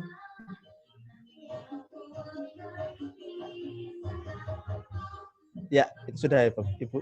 Nah, next ada di slide 3. Ini saya gabung-gabung aja, mungkin mahasiswa ada yang bertanya. Ini stop ini dulu ya. Yang tadi, yang sebelumnya, slide sebelumnya. Slide yang nomor 2. Nah, ini ya. Yang diharapkan bukan yang slide setelahnya. Turun. Setelah ini. Nah, stop dulu. Nah, ini untuk Mas Najib dan yang lainnya. Kita terdahulu, bukan ini. Mungkin yang satu kali aja. Teori dulu. Nah, ini kajian pustaka di bab 2 yang membedakan. Tadi saya tulis itu strength-nya itu ada di sini. Jadi teorinya harus cukup kuat. Memang ini nggak ada di teori, ini contoh saja ya. Saya ngambil karena course saya itu banyak penelitian tentang kewirausahaan. Ini saya mencoba membuat tahapan perkembangan teori kewirausahaan. Ini di teori nggak ada. Sama seperti Anda nanti, teori-teori itu kan banyak. Nah, tapi di kajian pustaka di PKMP ini diminta teori-teori itu bukan hanya berupa uraian-uraian, tapi Anda harus bisa mengelaborasikan.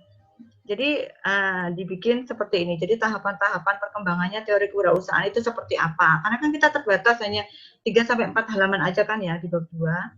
Sehingga harus benar-benar optimal di situ. Dibikin ringkasannya.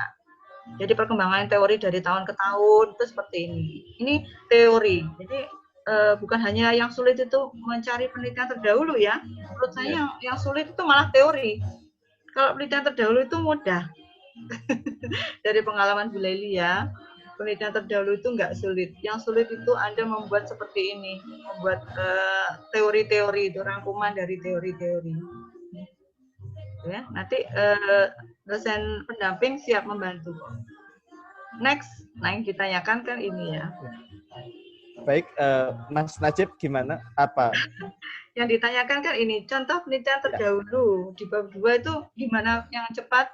Yang cepat langsung dicari variabelnya, keywordnya itu variabel penelitiannya. Jadi misalkan ingin meneliti tentang industri kreatif, seperti contoh di sini. Nanti keywordnya itu industri kreatif, lalu nanti strateginya apa kira-kira yang ditawarkan.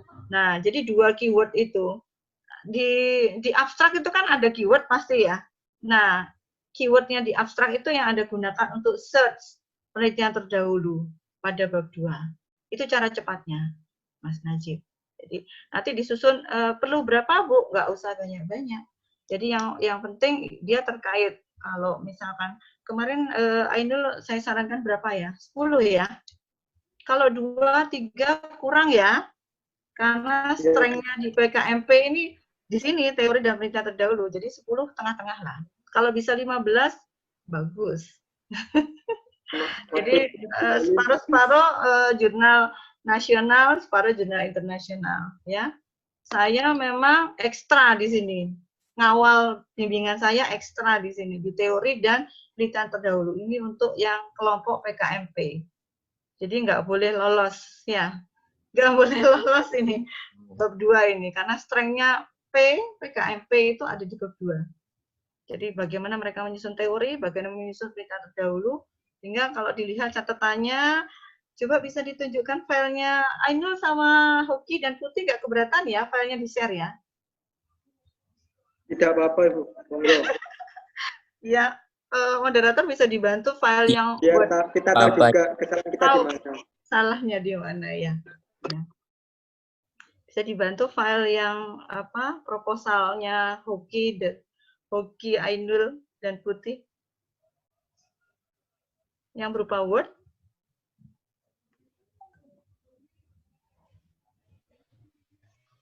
Mungkin sambil menunggu, barangkali saya bisa share juga. Ya. Jadi kalau tadi kan disebut Google Scholar atau apa Emerald, terus kemudian Anda kan melanggan link Springer itu ya. Nah, itu bisa Itu tapi harus diakses di kampus. dalam kampus ya, atau Ya. nanti bisa sign up di situ sehingga bisa diakses di luar gitu.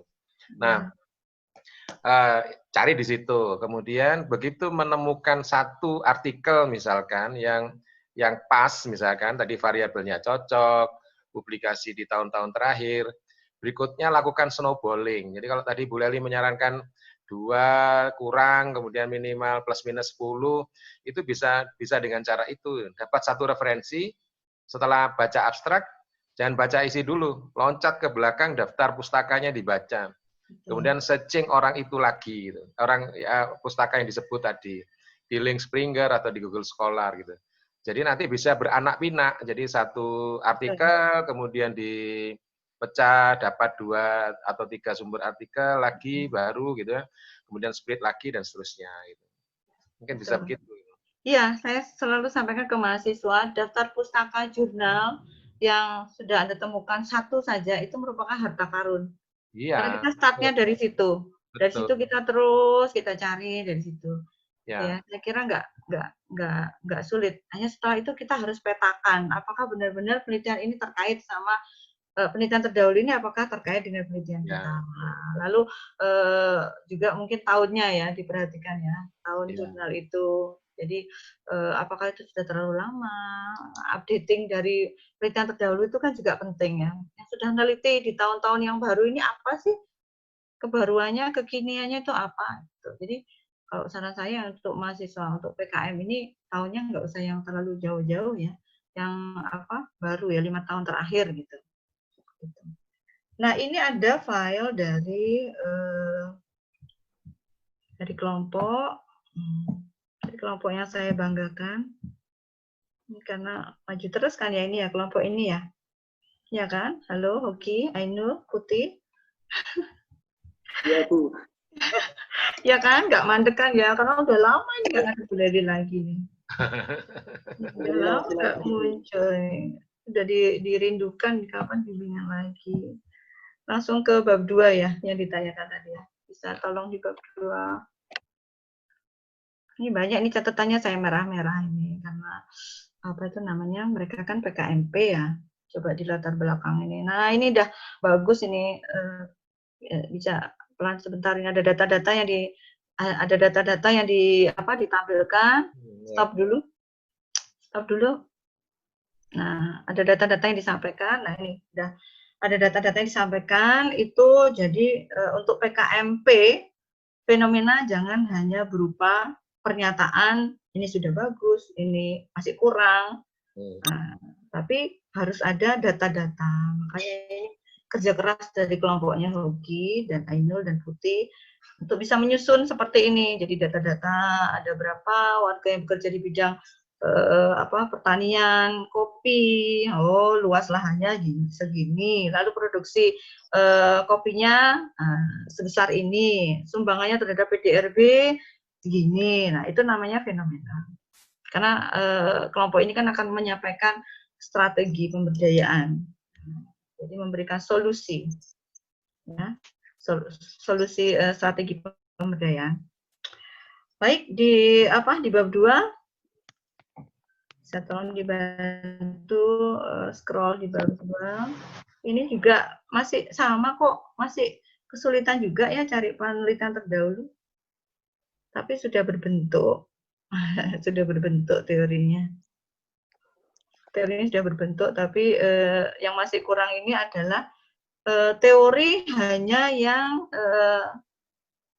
relevan dengan judul ya. Jadi yang nggak relevan jangan dimasukkan ya. Terlalu banyak hal yang nggak relevan, ini dikurangi ini aja. 42 halaman ini Bu Leli. Iya, karena ini masih yang untuk Masih. ikut mereka LKTI itu, Bapak. Iya. Nggak Masih apa-apa. scrap ya. Iya. Bisa tolong dibantu scroll ke bawah sampai ke penelitian terdahulu. Terus masih lama ini. Masih jauh. Nah, ada data-data kemiskinan. Nah, ini juga strateginya apa? Langsung mengkerucut ya. Kalau ada strateginya apa gitu yang ditawarkan. Nama strateginya itu apa? Langsung dimunculkan aja. Nah, ini penelitian terdahulu. Nah, ini penelitian terdahulu. Ini juga anak-anak masih belum terlalu ini ya, teliti ya. Jadi ada nama peneliti di sini, nama peneliti, tahunnya, terus judulnya itu apa, terus hasilnya kalau mau diurutkan lebih bagus, diurutkan dari tahun yang termuda atau yang tertua, silahkan, tapi urut nggak lompat-lompat. Jadi ini contoh dari penelitian terdahulu, bisa scroll ke bawah, ini yang sudah disusunnya ada berapa penelitian terdahulu? 1, 2, nah seperti ini ya. Untuk penanya, kira-kira penelitian terdahulunya seperti apa? Nah, ini. Jadi yang terkait dengan apa, judul itu pemberdayaan petani kopi, ini ada petani kopi di Sumedang, tadi ada di luar Jawa. Nah, ini data tadi berapa ini? 1, 2, 3, 4, 5. Ke bawah lagi, ada lagi nggak? Kalau bisa dibuatkan tabelnya, bagus ini. Tabelnya berupa nama peneliti, variabel penelitian, lalu teknik analisisnya apa, temuan penelitiannya apa. Banyak ya? Iya. Banyak penelitiannya ya. Mungkin ini Bu Leli ya, kalau strategi materi atau tema strategi ini kan apa sifatnya kalau menurut saya unik ya. Artinya misalnya yang tadi disebutkan yang di Sumedang itu belum tentu cocok dengan yang di Sumber Salak ini gitu.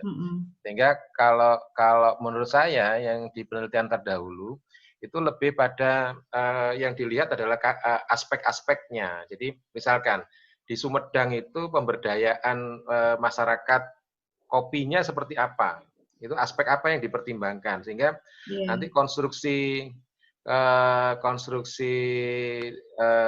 aspek-aspek itu nanti membentuk strategi yang mau dirumuskan oleh kelompok ini. Gitu. Jadi nanti metodenya nggak muncul begitu saja gitu. Misalnya, kenapa harus membicarakan aspek petani? Oh, karena aspek petani ini pernah diperhatikan dalam tanda kutip di Sumedang, di Bali, misalkan gitu. Itu penelitian terdahulu. Sehingga kemudian dari penelitian dahulu itu kelompok ini mempunyai pengetahuan itu tentang materi yang akan diselesaikan gitu.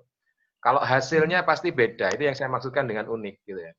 Apakah misalkan partisipasi masyarakat itu selalu berhasil di semua tempat misalkan, itu mungkin agak unik ya, tergantung dari situasi lokal gitu.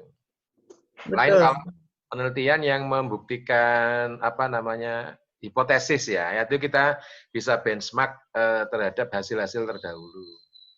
Kalau ini mungkin saya lihat agak spesifik lokal ya, jadi strategi yang untuk pengembangan masyarakat. Ya, kajian tentang strategi pengembangan masyarakat itu penting itu, Ainul. Iya. Ya. Saya kira itu ya untuk penelitian terdahulu. Baik, masih ada lagi? Silakan dikembalikan ke penanya. Masih ada lagi, Bu. Ya, kembali ke penanya. Ya, gimana Mas Najib? Apa sudah puas dari pemaparan Ibu Leli tadi? Ya, terima kasih. Sudah jelas. Baik. Pertanyaan berikutnya. Nama Zainur Rizky, Prodi S1 Manajemen. Pertanyaan. Mohon pencerahannya. Dalam PKMGT, baiknya sebuah gagasan itu berangkat dari sebuah problem atau lebih baik berupa pengembangan gagasan yang sudah ada. Dan apakah gagasan itu harus konsep untuk meliputi implementasi gagasan, Ibu? Ya, baik, untuk PKMGT atau ini hampir mirip kalau PKMAI itu kan dari tugas-tugas ini akademis ya, kuliah ya. Kalau gagasan tertulis itu gagasan ide yang nantinya akan diimplementasikan. Jadi idenya harus sesuatu yang bisa diimplementasikan. Ya. Jadi dulu bimbingan saya lolos PKMGT, judulnya adalah makan kapi. Saya bertanya dulu, makan kapi itu apa? Ternyata manajemen akuntansi kopi untuk petani kopi ternyata. Jadi dia membuat sistem akuntansi dari Excel, khusus nanti itu bisa dimanfaatkan oleh petani kopi di Kabupaten Jember. Ya. Gitu ya. Jadi GT itu gagasan tertulis, bukan hanya gagasan, tapi di situ juga harus Anda sudah bisa uraikan nanti implementasinya seperti apa. Ya. Gitu. Harus ada solusi yang ditawarkan. Gitu. Jadi nggak sekedar ide aja. Jadi mestinya berbasis problem, Roni. Jadi atau Zainur tadi. Ini Zainur yang tanya. Ya, Zainur, Pak. Iya, jadi problemnya apa gitu. Kemudian justru karena ada problem itu aktivitas masuk gitu. Jadi gagasannya muncul gitu. Saya kira mungkin cara berpikir di PKM juga begitu untuk semua saya yakin. Jadi PKMP problem basisnya. Kemudian PKMT tadi sempat kita bicarakan problem. Jadi ini loh ada masyarakat tapi nggak modern processingnya. Mau saya bantu gitu. Kalau nggak modern dia menghadapi masalah. Masalahnya apa? Kecepatan pasar nggak bisa direspon. Oke, itu misalkan itu. Nah, semua berhasil problem. Nah, yang perlu kalian pahami adalah problem itu apa gitu. Problem adalah ketidaksesuaian antara kondisi ideal dengan kondisi saat ini. Jadi tidak selalu konotasinya negatif ya. Problem yang dalam arti misalkan, saya problem jaringan, itu problem beneran itu. Ya. Tapi ada problem yang sifatnya adalah gap antara yang diinginkan kondisi ideal dengan kondisi saat ini. Bisa jadi kalau itu nggak dipecahkan barangkali ya nggak apa-apa, pebisnis tetap jalan. Tapi kalau misalkan itu bisa dipecahkan, gap-nya itu disempitkan, nah itu bisnis jadi lebih bagus misalkan. Maka PKMT-nya di situ. Itu. Jadi kalau bisa kalian melihat problem dulu gitu. Sama seperti untuk PKMK juga begitu ya. Yang dilihat adalah sebenarnya peluang dulu gitu. Atau gap permintaan dan penawaran di pasar itu. Jadi mungkin bisa jadi share juga untuk yang PKMK itu jangan terlalu berpikir dari dalam atau internal. Saya bisa membuat kerupuk misalkan, maka saya akan PKMK kerupuk misalkan. Enggak, tapi yang dilihat adalah kebutuhan masyarakat gitu, konsumen. Kalau dalam bahasa manajemen itu konsumen need-nya dulu dipotret. Terus kemudian ada gap nggak permintaan dan penawaran. Kalau ada, maka masuk di situ. Jadi kalau menurut saya cocok itu. Jadi kalian rajin mencari masalah. Jadi baik itu cari masalah itu ya, Bu Leni. Ya, positif untuk PKM ini karena kita nanti akan memberikan solusi. Ya, permasalahan dipotret di lapang, karena kita akan berikan solusi. Betul itu. Kita harus apa ya? Ada rasa ingin tahu, ada apa sih di sana? Ada permasalahan apa sih? Kepo in positive way. Karena nanti kita akan berikan solusi untuk mitra, berikan solusi untuk masyarakat, gitu, ke Pemda untuk meningkatkan ini potensi daerahnya lebih bagus lagi. Boleh seperti ini, cara bikinnya juga boleh seperti ini. Kita kan nggak mau tahu ya dengan lingkungan sekitar ya. Di kampung saya itu ada sekelompok masyarakat yang membuat tahu misalkan. Tapi limbahnya itu mencemari lingkungan ya karena bau itu ya. kira-kira solusinya apa gitu. Nah, nggak jauh-jauh kan, jadi harus dilihat kanan kiri, radius 3 kilo, 5 kilo dari rumah kita, kira-kira ada permasalahan apa yang kita nanti harus bisa tergerak untuk mencarikan solusinya. Itu yang itu yang malah jadi ini kan kemarin ada yang WA, Bu, kalau misalkan nggak di Jember boleh nggak? Saran saya karena ini mahasiswa dari UNER Jember, saran saya nggak jauh-jauh ya.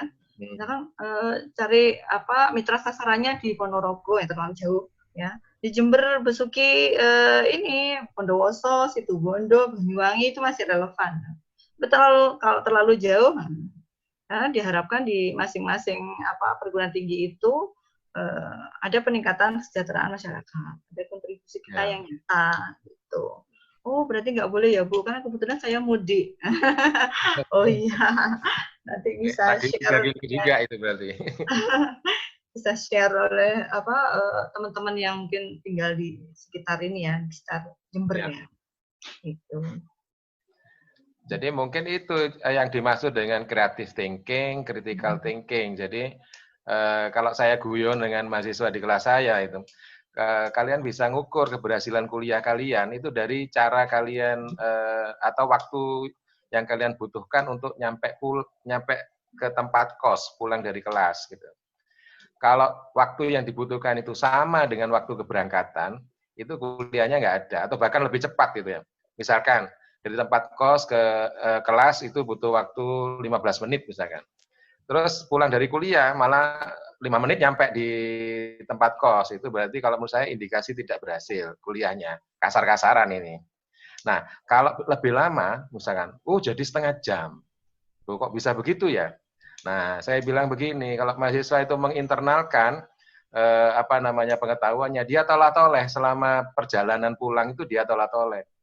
Misalnya nih, kalau dikuliahi tentang marketing, noleh ke kanan ada papan reklame, mandek dulu, diulas itu. Ini kurang, warnanya kurang tajam dan sebagainya. Udah berhenti di situ 10 menit.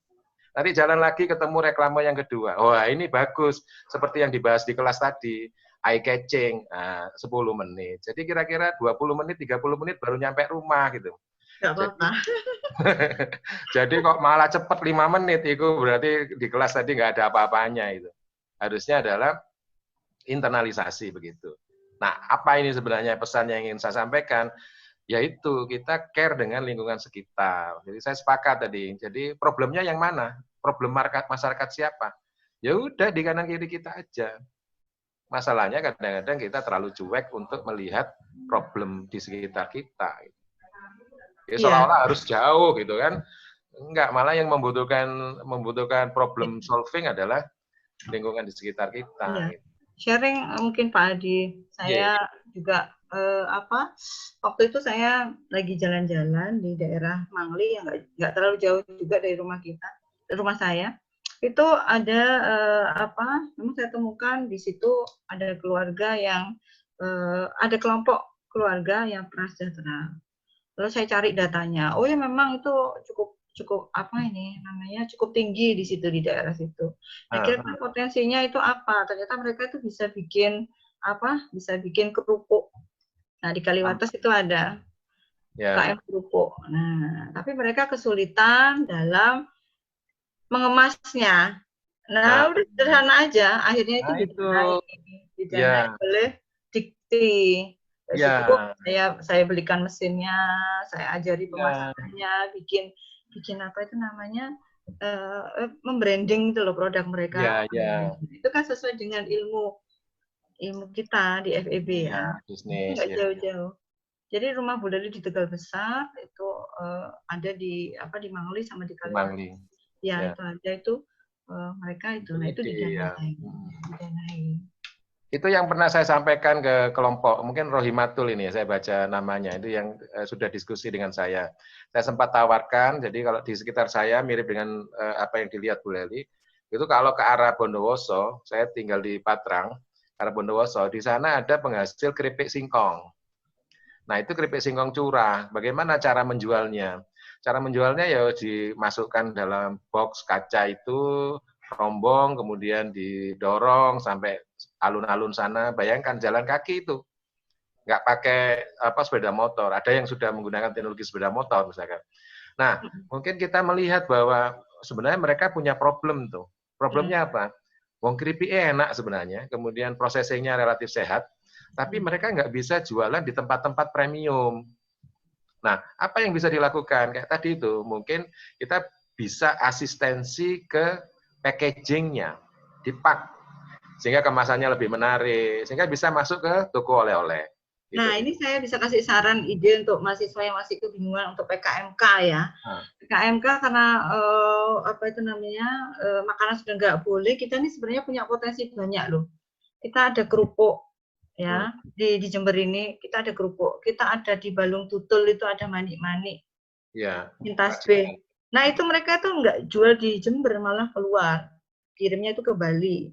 Lalu kita di Suci Serut itu kita punya kerajinan aluminium itu bikin panci segala macam. Kalau Anda search di Instagram, ini receh ya, bisnis receh ya. Karena jualan loyang itu hanya 10.000.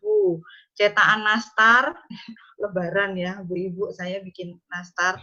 Saya ini kok receh ya, jual loyang geletek ini buatan dari panti suci itu. Loh, sampai kemana-mana dia kirimnya, sampai sekian bal. Ya kan, ini kan remeh-temeh. Coba mahasiswa kira-kira tertarik nggak ngelola potensi kita yang seperti itu?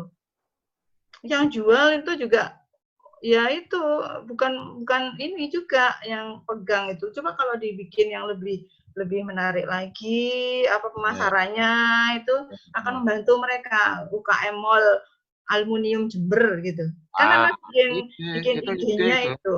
Ya, saya sepakat itu mungkin harus di follow up. Jadi model-model seperti itu. Jadi tadi tidak individual, tetapi kelompok gitu ya. Kelompok masyarakat itu ya, potensi lolosnya banyak. Ya. Kalau sederhana mungkin teknologi kalau dulu pernah ada yang Jember Web Shop. Ya. Jadi buat web tapi toko di web gitu kan. Jadi misalkan agar panci atau mungkin tadi keripik singkong yang punya selling point yang lebih tinggi gitu ya. Betul. Nah, asistensi yang semacam itulah yang kita berikan pada mereka. Jadi intinya adalah problem solving tadi, kembali ke situ. Ada masalah yang dihadapi, kemudian kita berusaha untuk menyelesaikan itu. Iya, kita coba meniru Banyuwangi itu ya. Bagaimana mereka punya aplikasi yang memudahkan wisatawan domestik dan asing untuk bisa sampai ke sana, mulai dari homestay, akomodasi. Mungkin kita bisa contoh itu Jember in our hand, misalkan kita bikin aplikasinya. Nah, manajemen kan bisa berkolaborasi dengan mahasiswa dari sistem Fasilkom kan bisa. Itu PKMT itu ide bagus itu. Ya, hanya bikin ini aja kok. Aplikasi di Android kan nggak susah tuh, pasti anak-anak pasti bisa. Nah, itu ide itu. Jadi saya sempat kritik Bu Lili ke kelompoknya IMA ini. Jadi sempat ada indikasi gitu, untung saya cepat temukan gitu. Jadi mereka nyisip mau profit taking dari aktivitas itu. Saya bilang enggak usah mikir profit taking. Jadi tanamkan aja teknologi yang kita temukan kepada mereka. Gitu. Keuntungan kita apa? Keuntungan kita adalah kita membantu mereka. Itu keuntungan kita. Terus sama paten, tadi sempat disinggung oleh Bu Leli.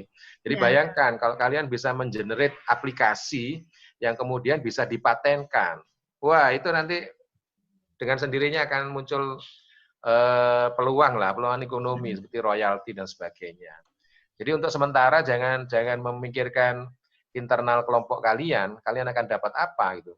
Itu nggak penting kalau menurut saya. Yang penting adalah kalian bisa membantu masyarakat. Terus fundingnya dari mana? Dari pemerintah, gitu. Kan kalian tidak rugi apa-apa. Mungkin memang rugi waktu, rugi tenaga.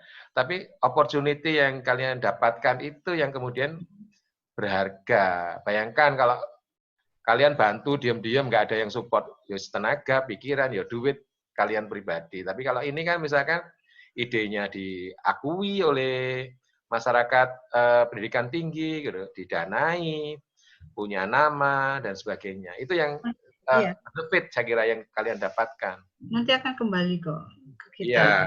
Bapak, Ibu, permisi. Maaf. Analoginya kan gitu. Kalau kita banyak Baik. memberi, nanti akan kembali. Ada lagi, Mas Roni? Ini Ya, mari. pertanyaan terakhir ya Bu untuk kita. Ya, Sebelum ya, saya ganti. Nama Sumbahri, Prodi Peternakan. Pertanyaan. Bu. Sebelumnya terima kasih pada Ibu pemateri izin bertanya mengenai gambaran bab 2 dari PKMM. Apa harus menggunakan referensi, sedangkan seperti yang dijelaskan Ibu tadi, gambaran PKMM hanya menggambarkan kondisi daerah tersebut. Lalu, bagaimana teknis atau kunci penulisan bab 2 dari judul PKMM yang diangkat? Ya, baik, bagus sekali pertanyaannya, Mas Sumbahri dari Peternakan. Untuk bab 2 itu saya kira tetap harus menggunakan sumber referensi ya. Kan di bab 2 itu kan kita akan menggambarkan sasaran ya, masyarakat sasaran ya. Bagaimana kita menggambarkan masyarakat sasaran itu problemnya dihadapi itu apa. Misalkan tadi kan saya contohkan itu kan sekelompok masyarakat yang terdiri dari keluarga prasejahtera. Datanya itu kan diambil dari data misalkan BPS, ya, data Pemkab. Di situ ada berapa persentase berapa kakak yang prasejahtera, itu kan data diambil dari luar itu ya. Nah, itu membutuhkan sumber referensi. Lalu berikutnya di PKMM itu kan biasanya kan kita menawarkan luarannya kan berupa model ya, strategi atau model. Nah, di bab 2 di PKMM itu kan ada strategi berarti yang kita tawarkan ya. Nah, itu kan membutuhkan referensi. Misalkan kita menggunakan kalau mahasiswa FIB ini kan sudah familiar dengan strategi SWOT misalnya. SWOT itu kan harus kita jelaskan di situ. SWOT itu apa? Nah, sumber referensinya kan harus ada. Kayak gitu. Nanti solusinya itu seperti apa, mengacu dari bab 2 itu tadi. Jadi tetap membutuhkan sumber referensi kalau menurut saya. Jadi bukan hanya gambaran mitra itu aja, tapi termasuk solusi yang akan kita tawarkan. Jadi strateginya apa, model yang kita bangun itu apa. Nah, itu kan kita turunkan dari teori. Jadi kita tetap memerlukan sumber referensi di situ. Begitu ya. Saya kira apakah masih bingung, silahkan loh. Kalau ada yang ingin ditanyakan. Nggak apa-apa, Bu Eli, biarkan bingung aja, berarti mereka mulai paham. Kalau malah nggak bingung itu yang saya takut. Roni ini kayaknya nggak bingung ini, Pak. Bu. Bu, sudah paham. Terima kasih atas penjelasannya. Sumbahri. Ya. Sumbahri dari peternakan ya? Iya, Pak. Kelas Bondowoso berarti ya? Iya, Pak. Bener, di Bondowoso. Ya, terima kasih. Bagus, bisa mengakses ini ya, bermanfaat ya. Semoga ya. Ya, Bu. Baik, mengingat waktu saya rasa sudah hampir habis ya Bu. Ini sepertinya pertanyaannya sudah terjawab semua. Ya, terima kasih. Dalam sesi kali ini saya selaku moderator. Terima kasih kepada Dr. Leli Dr. Sri Wahyu Leli Hana Setyanti, SE, MSI, terkait pembahasan bab 2. Ya, dan sesi tanya jawabnya. Nah, dalam sesi selanjutnya saya akan membacakan kesimpulan dari hasil diskusi kita pada pagi hari ini.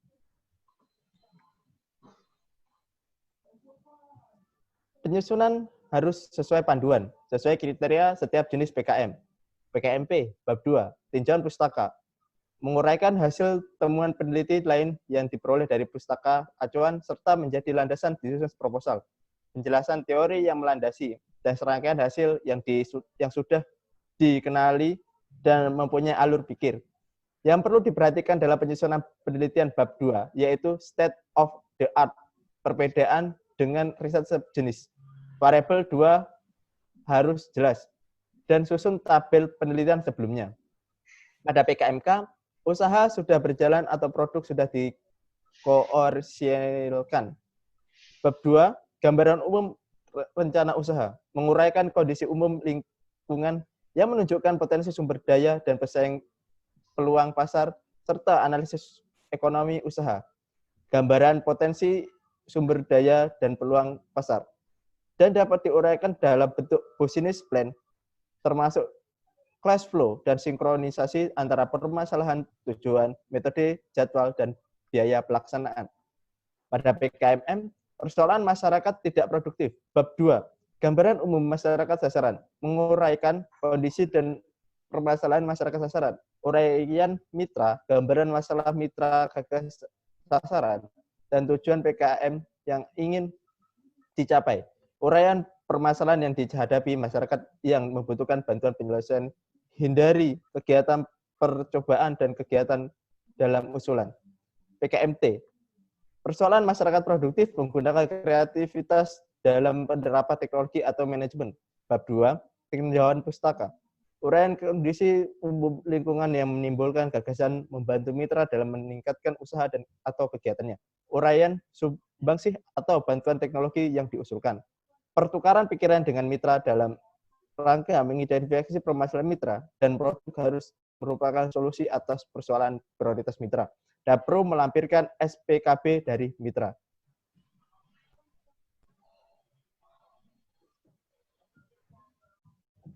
Ya, itu kesimpulan yang saya bisa sampaikan. Sebelum acara ini diakhiri, kita dari panitia akan menyampaikan beberapa hal kepada peserta Pak Ramesti FIP 2020. Informasi ini akan disampaikan langsung oleh Ketua Panitia Sekolah PKM Pak Ramesti FIP 2020.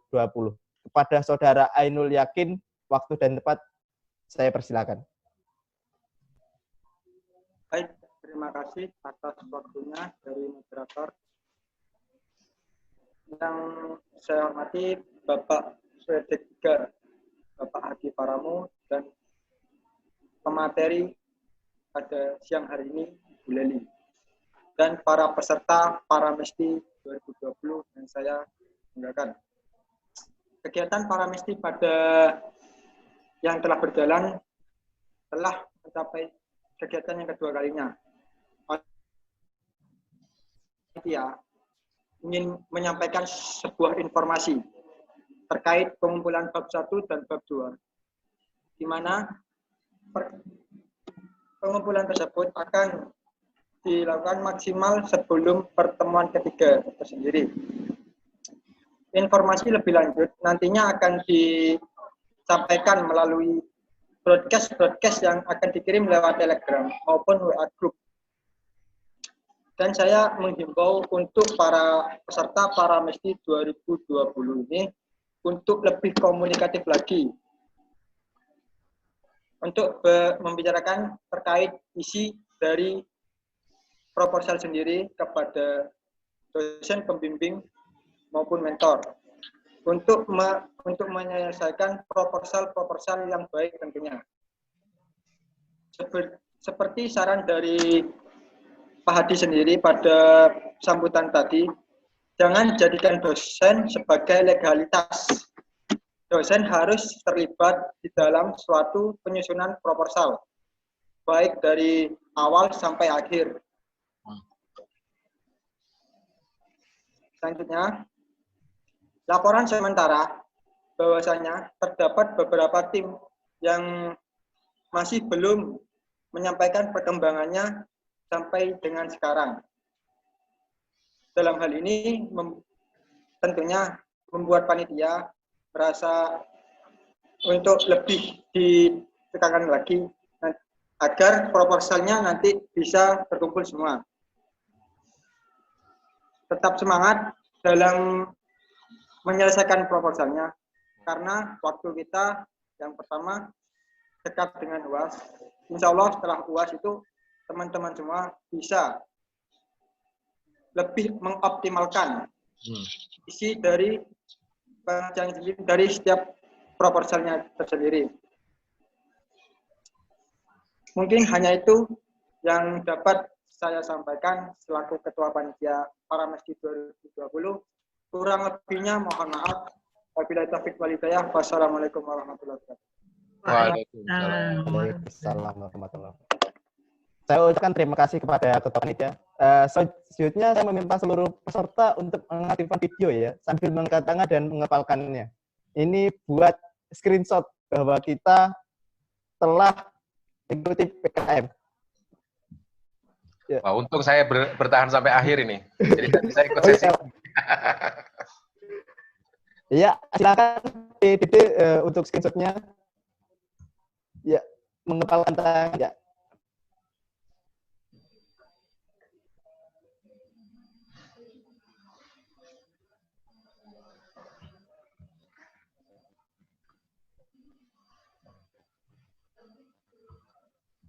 Iya, bagaimana PDD?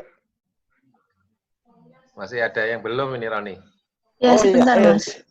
Ya. Iya, kita kasih waktu 1 menit lagi ya biar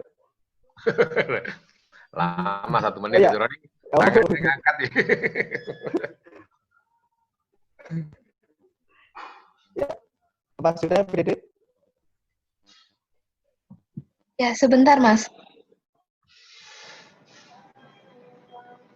Nah,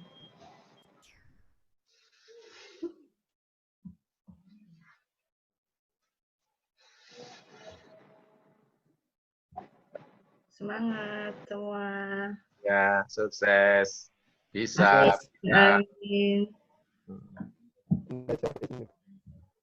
Ya, bagaimana?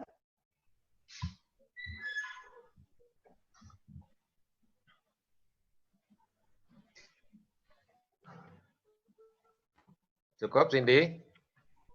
Apa Sebentar, Mas. Tuh. sudah cukup Cindy? Kita ganjel loh, Ron. Iya. Udah, Mas.